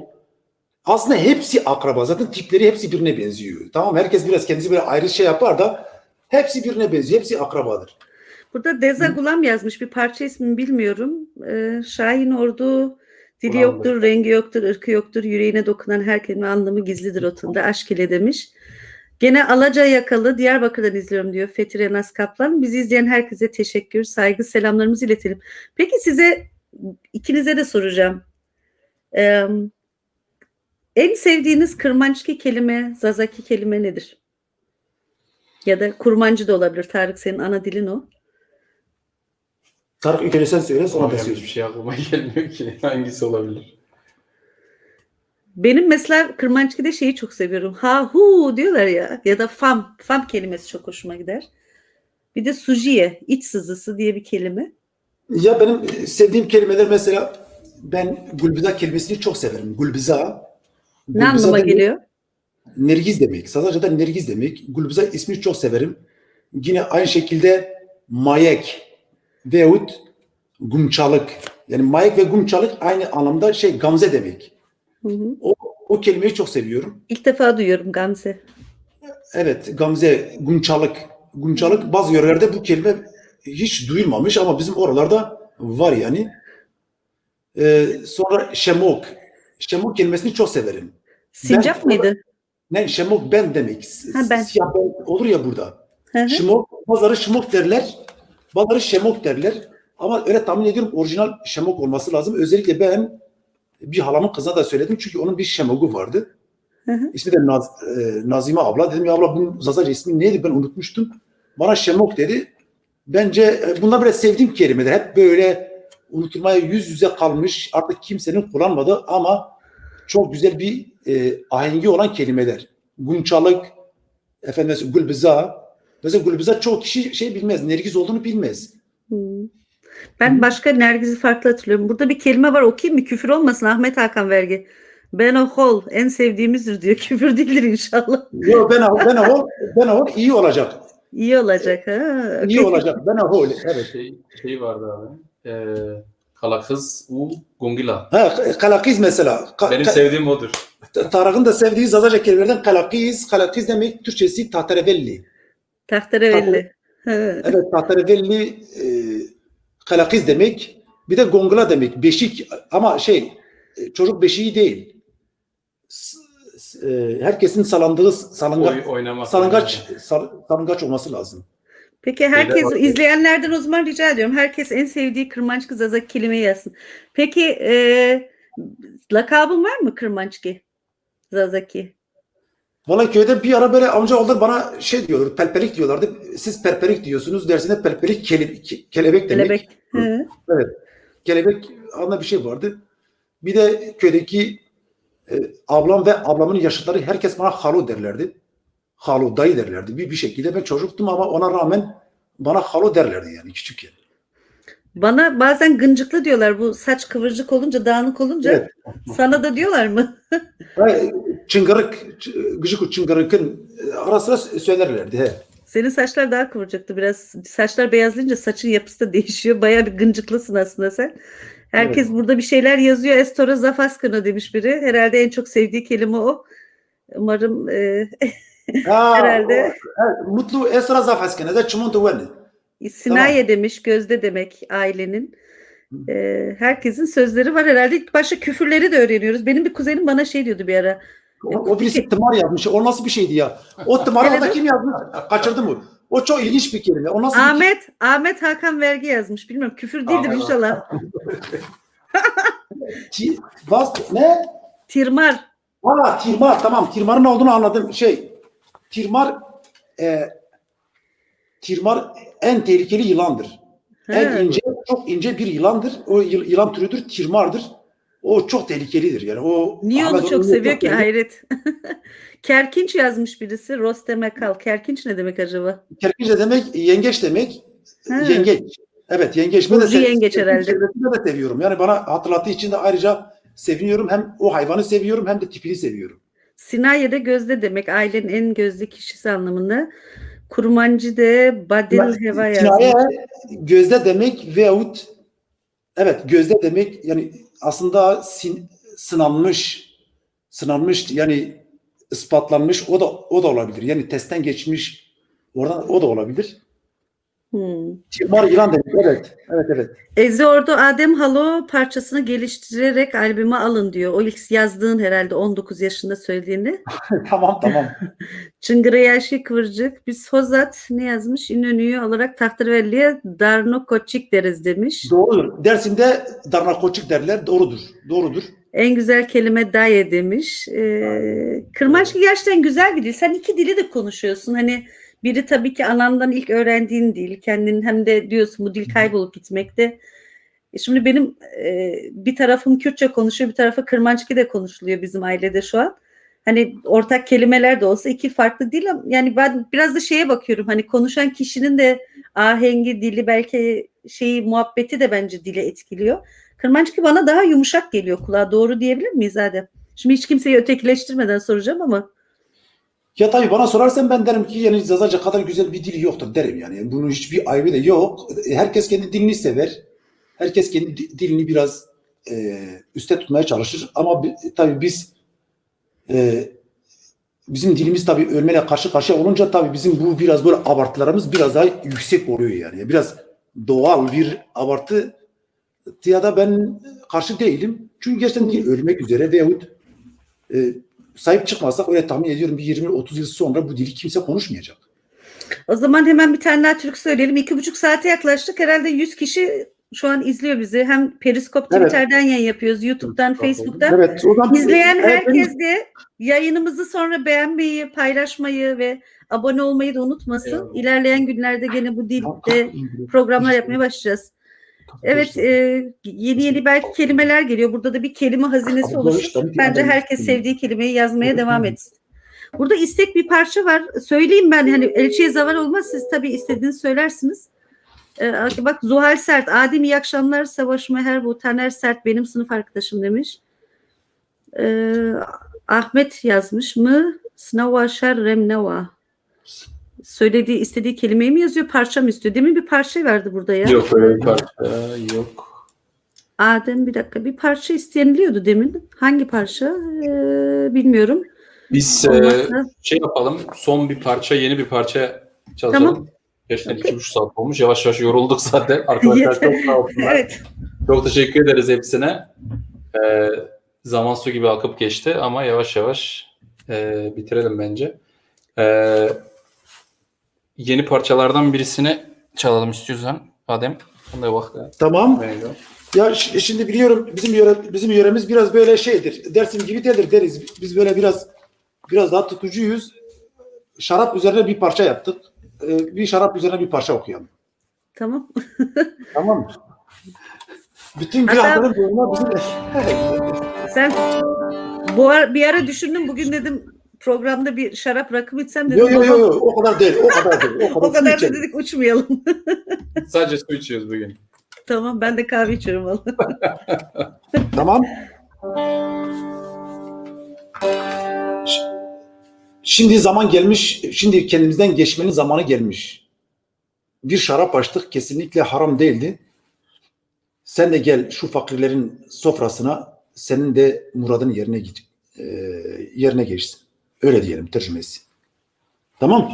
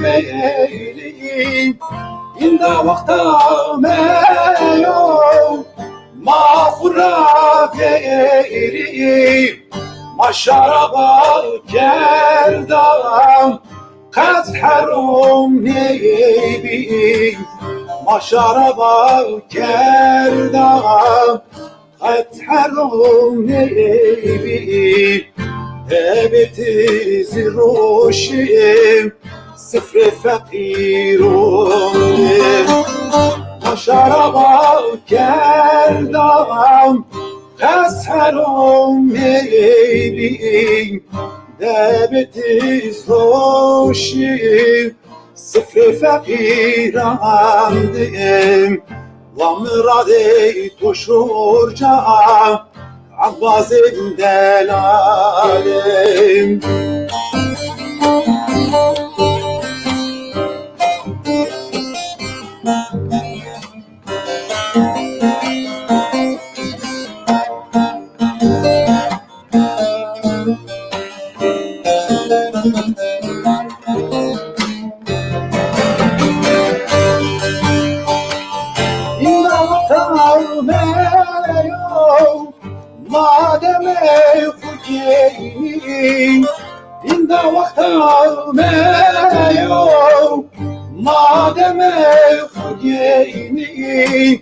ما تتخرافست تدزل چین بین ما تتخرافست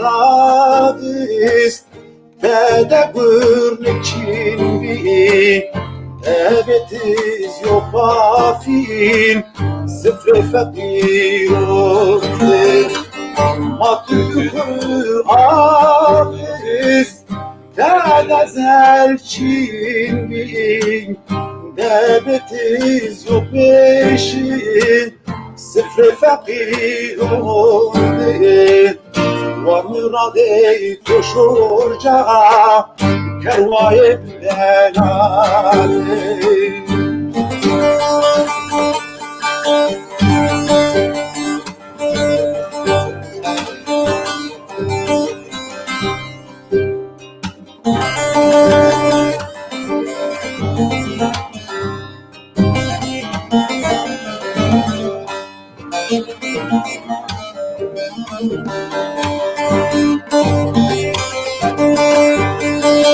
Pero amaste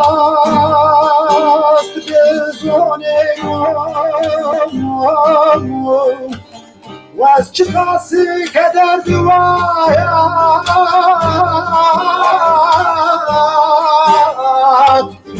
her uğrayet bezone erwaştan وجابر دوشيه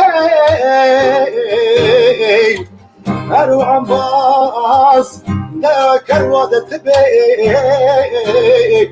جدرا مشمو غشنا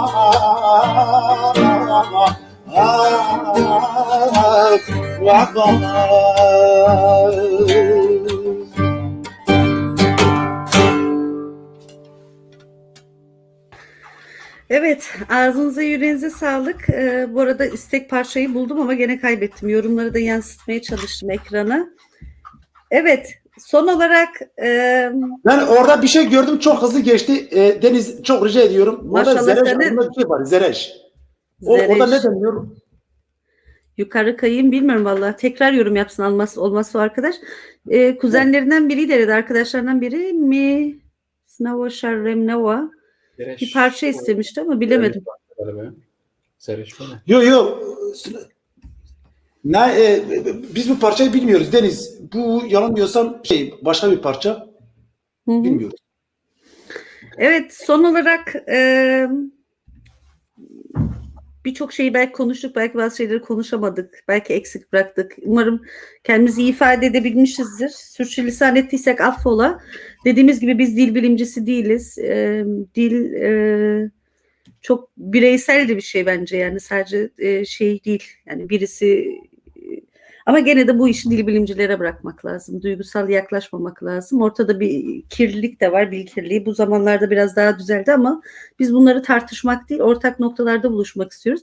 Herhalde bu parçayı mı istemişti arkadaş? Asma Kote, yok başka bir parçaydı ama bulamıyorum. Evet, size peki sana şey desem, Tarık, Maraşlısın sen. Maraş, Pazarcık desem sana neyi ifade ediyor? Maraş Pazarcık desem valla küçüklükte işte dediğim gibi yazın dedemle neneme fıstıklarda ailem yardıma giderdi. Onlar aklıma geliyor. O köy otobüsüyle köye gitmemiz aklıma geliyor. Bir kere kışın oradaydık. Orada hatırlamıyorum hangi ortamda oldu ama kışın bir kere oradaydık. Kar vardı dışarıda. Tarhana çorbası yapmışlardı. O aklıma geliyor. Ondan sonra tarhanaları damlarda kuruturken hani o taze taze oluşunu bizim yememiz, o daha biraz ham haliyken onlar aklıma geliyor. Dedemin tarlasından meyve çalmamız, kavunlar, ne bileyim ne vardı, karpuz vardı, bostanlar vardı. Onları çalmamız aklıma geliyor. Onları yememiz aklıma geliyor. Öyle yani. Çok büyük hatıralar var. Çok hatıralar var. Peki İsviçre desem, İsviçre'yi deyince. İsviçre şöyle. İsviçre'de tabii bayağı bir hayatımız ilerledi. Burada iyi bir entegre süreci geçirdik. Büyüdüğümüz bölge İsviçrelilerin çok olduğu bir bölgeydi. Almancayı ben ve kardeşlerim çok çabuk öğrendik. Burası artık bizim memleketimiz oldu diyebiliriz. Ama burada yani hayatımın şöyle söyleyeyim, büyük daha çok zorlandığım, acılar yaşadığım bölümler maalesef İsviçre'de oldu. Onun için İsviçre biraz işte o konuda biraz kötü bakıyor ama işte ülke... Kültürel anlamda zorlandığın mı? Adaptasyon falan, kültürel anlamda Hayır, adaptasyon öyle değil, olmak. öyle değil. Ailevi yani işte hastalıklar, ölümler falan filan öyle. Öyle çok zorluklar yaşadık.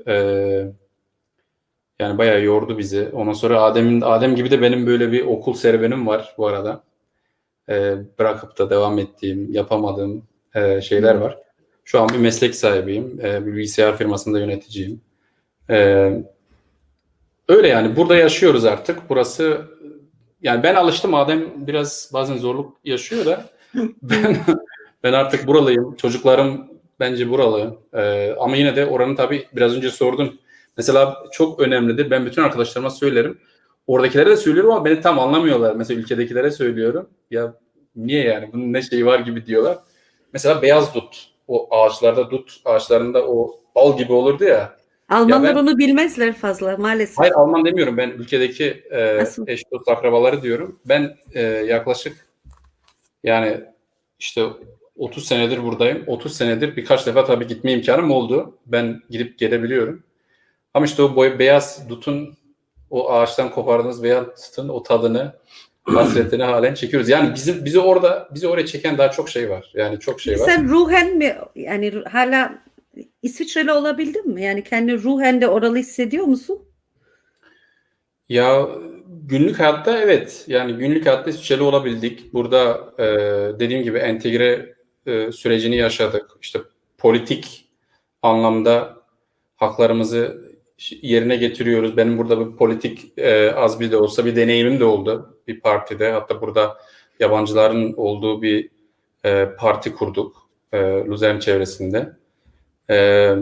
Yani öyle bir deneyim oldu. İşte yani ruhen bilmiyorum bazen zorlanıyoruz işte çoğu zaman kendimizi buralı hissediyoruz. Ondan sonra ne bileyim birisi bir şey söylüyor ya da bir şey yabancı geliyor. Ondan sonra diyorsun ulan benim bunlarla ne şeyim var falan diyorsun.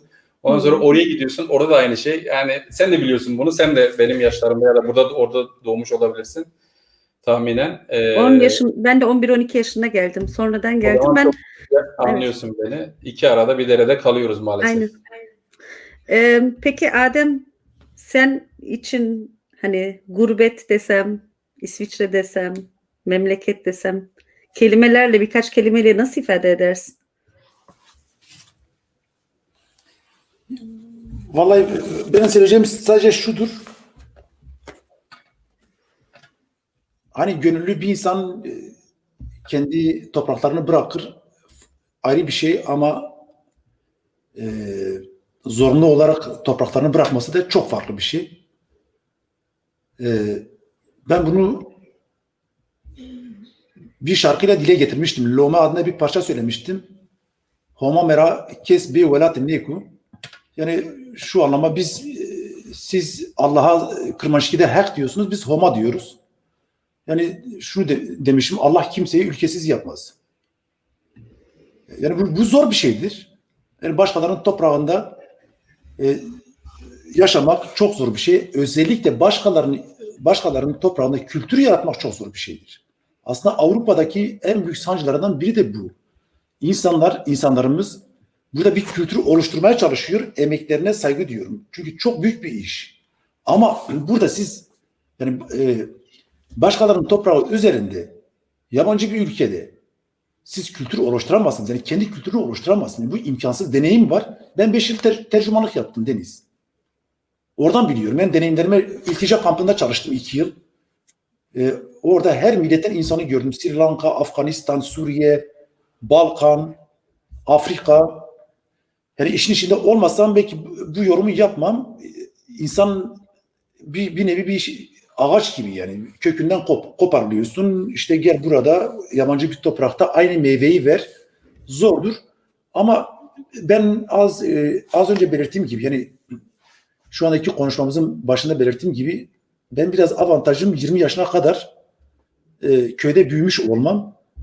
Bütün temeli, altyapıyı orada aldım. Yani bir Tarık mesela veyahut sen 10 yaşında gelmişsiniz. Sizin için çok zor. Ben tahmin edebiliyorum. Zaten Avrupalılar sizin için ikinci generasyon diyor. Ama bize ikinci generasyon diyemiyor. Yani bizimki ne millete ne devlete yani. Yani benim gibi tipler asla buraya entegre olamaz yani. İmkanı yok. İmkanı yok. Dilleri de biliyorum. Almanca da biliyorum. Kızım İsviçreli. Yani annesi İsviçreli. Ama kızımla şimdiye kadar bir tek kelime Türkçe konuşmadı. Hep Zazaca konuştu. Ama o eksikliği hissediyorsun. Yani Zazaca konuşuyorum, çocuk biliyor, tamam mı? Yani büyüne kadar yani gramatiği çok iyi ve şimdi devam da ediyoruz böyle. Ama hissediyorsun yani. Benim çocuğum sanıyor ki bu dünyada yani 5 yaşına kadar benim kızım sanıyordu ki dünyada sadece benim babam Zazaca konuşuyor. Bunlar garip duygular. Tabii bu garip duygular mümkün mertebece yani sanata, müziğe tamam mı aktarmaya çalışıyorum. Yani şikayetten ziyade, kendimi yere atmaktan ziyade vah vah dünyanın sonu geldi. Onu demiyorum. Madem bu kadar zulüm var, madem bu kadar baskı var, madem bu kadar haksızlık var, ben burada hem arkadaşlara hem akrabalarıma, özellikle genç kuşaklara, yeğenlerime, artık kimler varsa gençlere bir tek elimizde bir tek şey kalmış. Direniş haktır. Onun dışında bizim elimizde hiçbir şeyimiz yoktur. Hem birey olarak hem toplum olarak bizim gerçekten bilinçli bir başkaldırı göstermemiz gerekir. Direniş göstermemiz gerekir. Esas alınması gerekir. Bunu abartı söylüyorum. Bak bu korona sürecinde bile sen de biliyorsun. Yani Avrupa insanı bizim insanımız gibi değil. Çok bunalımlara girdi. Yani biraz bir hafta fazla evinde kaldığı için karısını dövdü. Bize diyorduk işte bu Avrupalılar işte çok demokrattır. Eşlerini dövmüyorlar. Burada kadın evleri doldu. Almanya'da da dolmuştu. Belki sen duymuşsun. Kadın sığınma evleri doldu. Dolayısıyla evet, kadına şiddet arttı. Kadına ve çocuğa evet, şiddet arttı. Yani ben olayı fazla dağıtmak istemiyorum ama bizim gibi insanlar, yani bizim topluma ait insanlar, yani 3. dünya ülkesi bile değil. Yani ben kendi yöremden bahsediyorum. Yani bizim gibi insanların direnişten başka hiçbir çaresi yok. Ama bu direniş de tabii bilinçli olmalı. Okumak lazım. Birikim sahibi olmak lazım. Araştırmak lazım. Eskisi gibi değil. İnternet var. İmkanlar var. Bir takım sansürler atlatılabiliyor. Artık her şeye ulaşılabiliyor. İnsanlar bence kendisini geliştirsin. Evet. Şimdi benim kızım da buraya yazmış. Kızım yazmış. Estora zaf haskena Asmin ezet çimon tuvan fıstıka bavu. Estora zaf saf hasken. Zaf keyfeş bi tozazaki nuş. Şerif tu zaf kırdı. Estora zaf hasken. Asmin'e de sevgi selamlarımızı iletin. Bu kadar da iletin. hakkım olsun. Özel bir mesaj. Tabii ki. Evet yani ben gerçekten son dönemlerde benim varmış olduğum sonuç bu. Direnişten başka elde var sıfır. Dili konuşmak da bir direniş aslında yani. Bu Ya asimilasyona sadece karşı. dil boyutuyla değil, aynı zamanda ruhen olarak da bir direnişe geçmenin zamanıdır yani. Tamam yani dil konuşursun ama direniş yoksa kafada tamam mı? O dilde fazla ileri gidemez. Yani o dilin de fazla bir direnişi olmaz. Biraz karakter olarak yani bizim insanımız korkmasın, ben biliyorum. Türkiye'yi çok iyi biliyorum. Biliyorum. Herkes korkuyor. Bastırılmış. Yani kimsenin ağzı açılmıyor. Üzülüyorum. Buradan da fazla da kimseye de şey yapmak istemiyorum ama o zulme karşı o zulme karşı herkes dirensin. Muhakkak bir gün devran döner. Ben buna inanıyorum. Devran dönecektir. Ondan hiçbir şüphem yok. Bugün mü olur? Yarın mı olur? 2 saat sonra mı olur? O belli olmaz ama devran dönecek. Herkes biraz o umutla baksın. Korkmasın. Umudu yitirmesin. Evet, buradan da tekrar bizi izleyen neredeyse 3 saate yaklaşıyoruz. Herkese teşekkür, saygı ve sevgilerimizi iletiyoruz. Özellikle Asmin, liebe Grüße aus Hamburg. Sen benden iyi konuşuyorsun dili. Belki o topraklarda doğmadın ama baban iyi ki seninle o dili konuşmuş. Keşke bizimkiler de konuşsaydı diyeyim. O da büyük bir şey. Yani köksüzlük sıkıntımız var. Ben de yani 12 yaşımda geldim Almanya'ya. Bilinç seviyesi bugünkü 12 yaşındaki çocuklardan daha üstündü. Bizim jenerasyon biraz farklıydı. Politik aidiyatımız, kimliklerimiz. Çok da bocaladım. Bazen şey yapıyorum. Türkiye'ye bakınca tabii özellikle kadın cinayetleri, hukuksuzluğu, adaletsizliği görünce iyi ki burada yaşıyorum diyorum ama ruhen oradan kopamadık açıkçası. Yani bu da bir işin gerçeği. Hatta ölümümüzü bile şey yapıyoruz, kurguluyoruz. Gidersek, ölürsek nereye gömsünler bizi. Orada yaşayamadık ama umarım bir gün demin de birisi yazmıştı. Barış gelir size halaylarla karşılarız diye. Umarım bir gün gidebiliriz memlekete. Sizi Dersim'de Deniz bilmiyorum şeydir gerçekten belki biraz çok hayalperesttir. Biraz müzisyenler, sanatçılar biraz hayalperesttir. Doğrudur ama ben ondan hiçbir şüphem yok. O devran dönecek yani. Yani inşallah bir gün Dersim'de onu ben söylemiyorum. O tarihsel süreç onu belirleyecektir. Yani İnşallah bunu görürüz. Hiçbir zulüm sonuna kadar gitmemiştir. İnşallah bir gün topraklarımıza dönebiliriz. Ben de bir 10 sene gidemedim. Herhalde Tarık sen de biraz önce bahsettin değil mi? Bir dönem gidemediğim ya da kendim mi gitmedim bilmiyorum. Evet, Adem de öyle.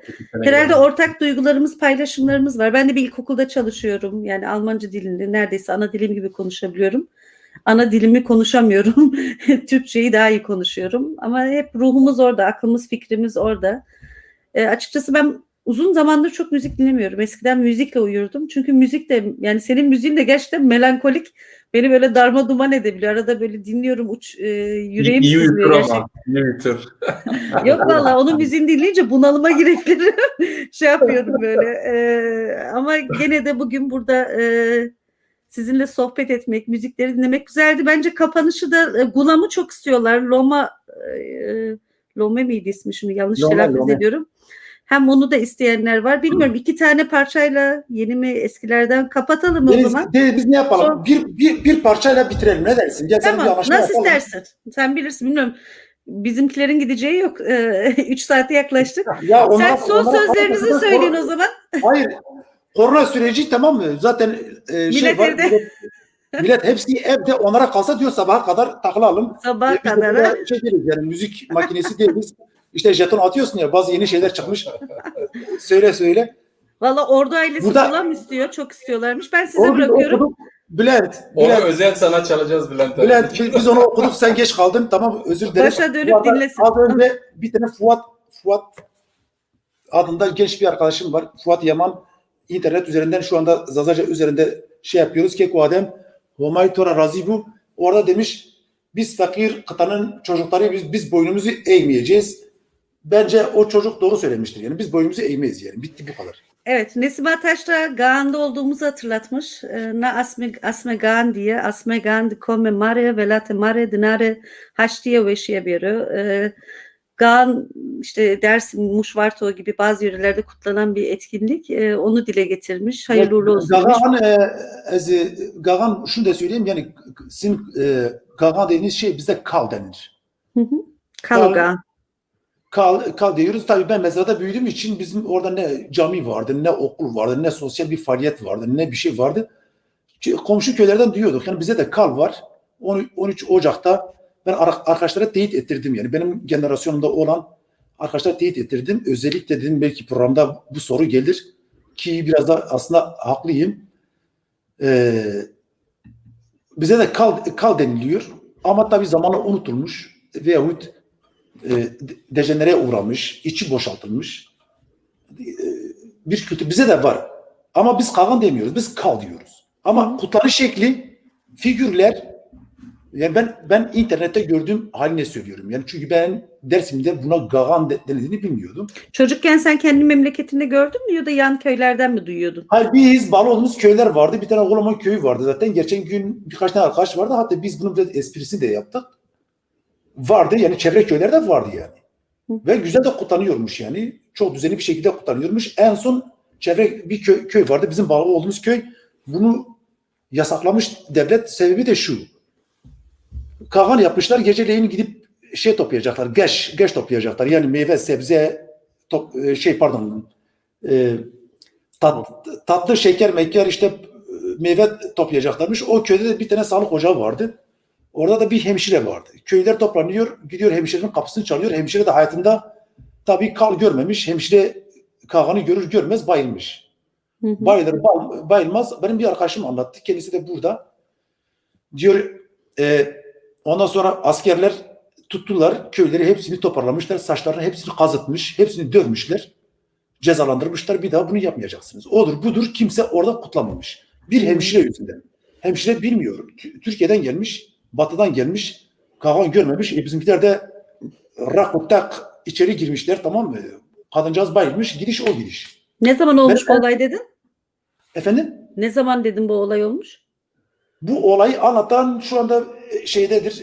Büyük bir ihtimalle bizi dinliyor. İsmi Bülent Yıldız, kendisi aynı zamanda hem çocukluk arkadaşım hem de akrabamız. Ben özellikle kendisine söyledim, dedim ya ben duymuştum o köyde kutlandığını. Bana dedi ki doğrudur.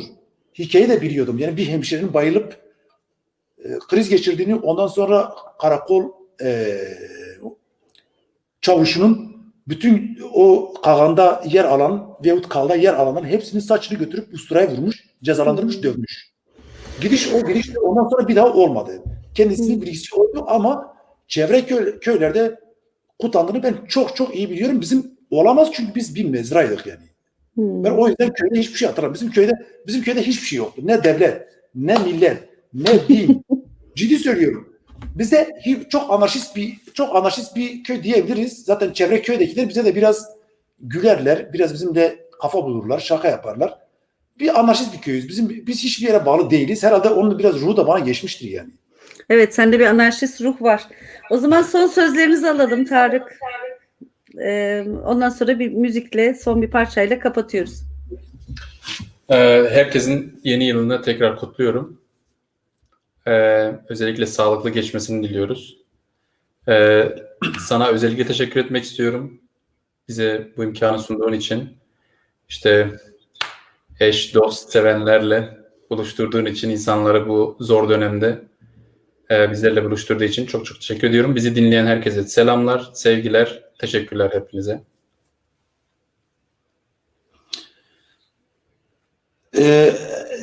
Deniz ezvazen Kırmanski kısebiki tamam an bazı delali dostima komima ez örzaf kefweş bi şma mirzaf mesajı weş erşaviti ini mesaj şma zaf kuvvet donumi ez bişma zaf şeref kiyini o ez vazen ve çire miliş maşma ver neku xo ver bidi خبر دايش يو هاكو باوري اشما زاف استا وكيف وكريم اشما تمي جادو اشما زاف اسken hatır bişma. Burada Bülent Yıldız yazmış herhalde 80'lerde olmuş diyor. Olayı gerçekleştirenler Karakalınıp dövündü. 30 yıl geçmiş aradan ya da 40 yıl. Evet. O çok güzel. Deza zaf spas, zaf berhudar bir. Evet. Arkadaşım yani benim bahsettiğim arkadaş oydu zaten. Bülent Yıldız bu olayı anlatmıştı ama ben bu olayı daha önceden ablalarından bir şekilde duymuştum. Kafamda kalmıştı ama detayını bilmiyordum. Bir hafta önceydik, kendisine özellikle bu soruyu sordum. Ya dedim böyle bir şey var mı yok mu, nasıldı, sen nasıl hatırlıyorsun? Hatta dedi ki işte ben de Kağan'a katılıyordum. Yani benim yaşıttım. Kendisi de katılmış, hatta bir ara bir isim vermemesi gerekiyormuş. Vermiş, birisi kafasına da vurmuş yani. Kendisi bana bunu da anlattı. Kamber Güler yazmış. Un, şeker, tereyağı toplanır. Oyun sonrası bir evde toplanır. Eva yapılırdı. Fethi Renaz Kaplan 90 öncesi ben de o köylüyüm demiş. Biz Kağan'la ilgili de bir iki program yaptık. Merak edenler varsa Munzur TV YouTube kanalımıza bakabilirler. Fethi Kaplan'ı da tanıyorum. Bunlar hepsi benim çocukluk arkadaşım. Lise, ortaokul arkadaşlarım. Bülent Yıldız. Bunlar hepsini tanıyorum. Evet, tek tek hepsini anlatabilirim diyor. Kağan'ı mesela yaşamış bir jenerasyon onlar. Yani aslında benim jenerasyonum yaşamış yani. Evet, bir gün kendisini konu alalım. Vildan Kara da bayağı senin herhalde iyi takipçilerinden. Twitter'da da gördüm sana işte şey yapıyor. Burada selamlar var. Bizi izleyen herkese teşekkür ediyoruz. Kusurumuz olduysa affola. Yani 3 saat beklemiyorduk. Aslında hiç zamanda konuşmamıştık. Bazıları eminim sabaha kadar yazmış Ordu ailesinden biri. Muhtemelen onlar da yoruldular. Daha güzel günlerde, daha güzel şartlarda umarım yan yana geliriz. Ama burada da bir az da olsa evlerinize bugün keyif verebildiysek yorumlardan görüyorum. Ben kendim şahsım adına çok teşekkür ediyorum. Hem sevgili Adem'e hem Tarık'a. Bizi izlemeye devam edin. Kanalımıza abone olun. Umarım ilerleyen günlerde dilimizde daha fazla programlar yapacağız. Amacımız bu. Ben de 2 yıl sonra söz verdiğim gibi Adem'le Kırmançki dilinde program yapacağım. Hatta Adem bir gün konserde sana eşlik edeyim. Ya içimde Böyle bir müzik aşkı var, bir türlü şey yapamadım. Sen öğrenirsen söz eşlik edebilirsin. Tamam. Artık ben ne, hazine tarafı ise ya Deniz, artık sen ne diyeyim? Sen yeter ki öğren. Tamam. Sevasma Vespo, hatır vesma diyeyim. Oğlum biz bir parça böyle bir kısa bir şey yapalım, tamam mı? Yani bir kısa bir bitiş. Tamam. Kısa bir bitiş, bir kıta. Tamam. Herkes iyi geceler. Sevasma Vallahi Vespo. herkes- Hatırlı çınar, şu baş. Soldayız. Çok.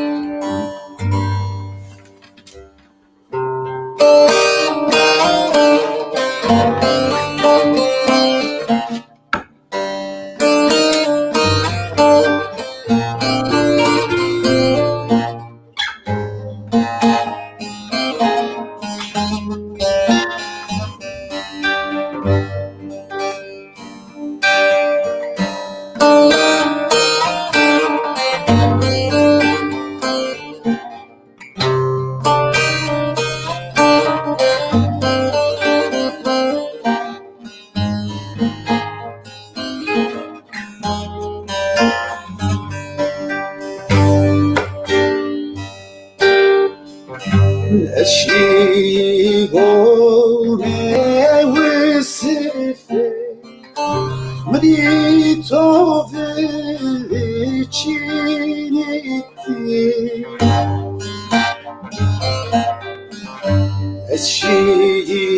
Eşigone vesife Mrito veliciniti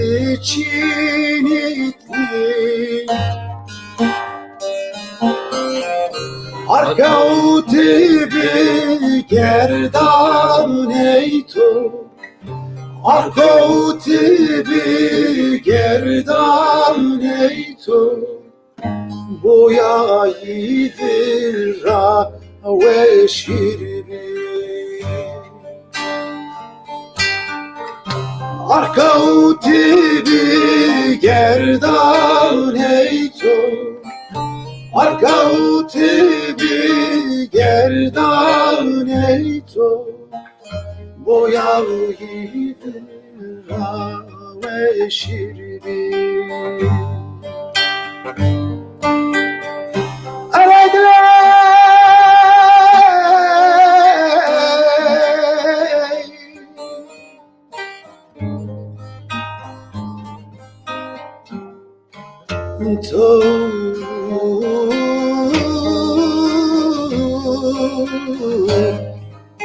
No esar misey Gerdamo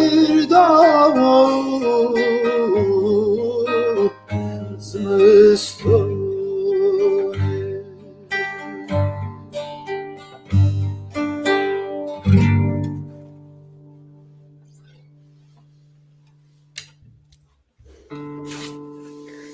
Evet, ben Salı günleri saat 19 ya da 20'yi genelinde tercih ediyorum. Çünkü şu an alt komşum tadilat yapıyor. Saat 19'da ama şu an 20 gibi yapıyorum. İzlemek isterseniz Muzur TV'ye abone olun. Sosyal medya hesaplarımızı takip edin. Yeni programlarda görüşmek üzere. Pazar günleri de Nazım arkadaşım program yapıyor. Perşembe günleri de zaman zaman farklı arkadaşlar program yapacak. Yeni bir ekibiz. Amatör ruhla program yapıyoruz. İzlediğiniz için teşekkürler. Herkese iyi geceler.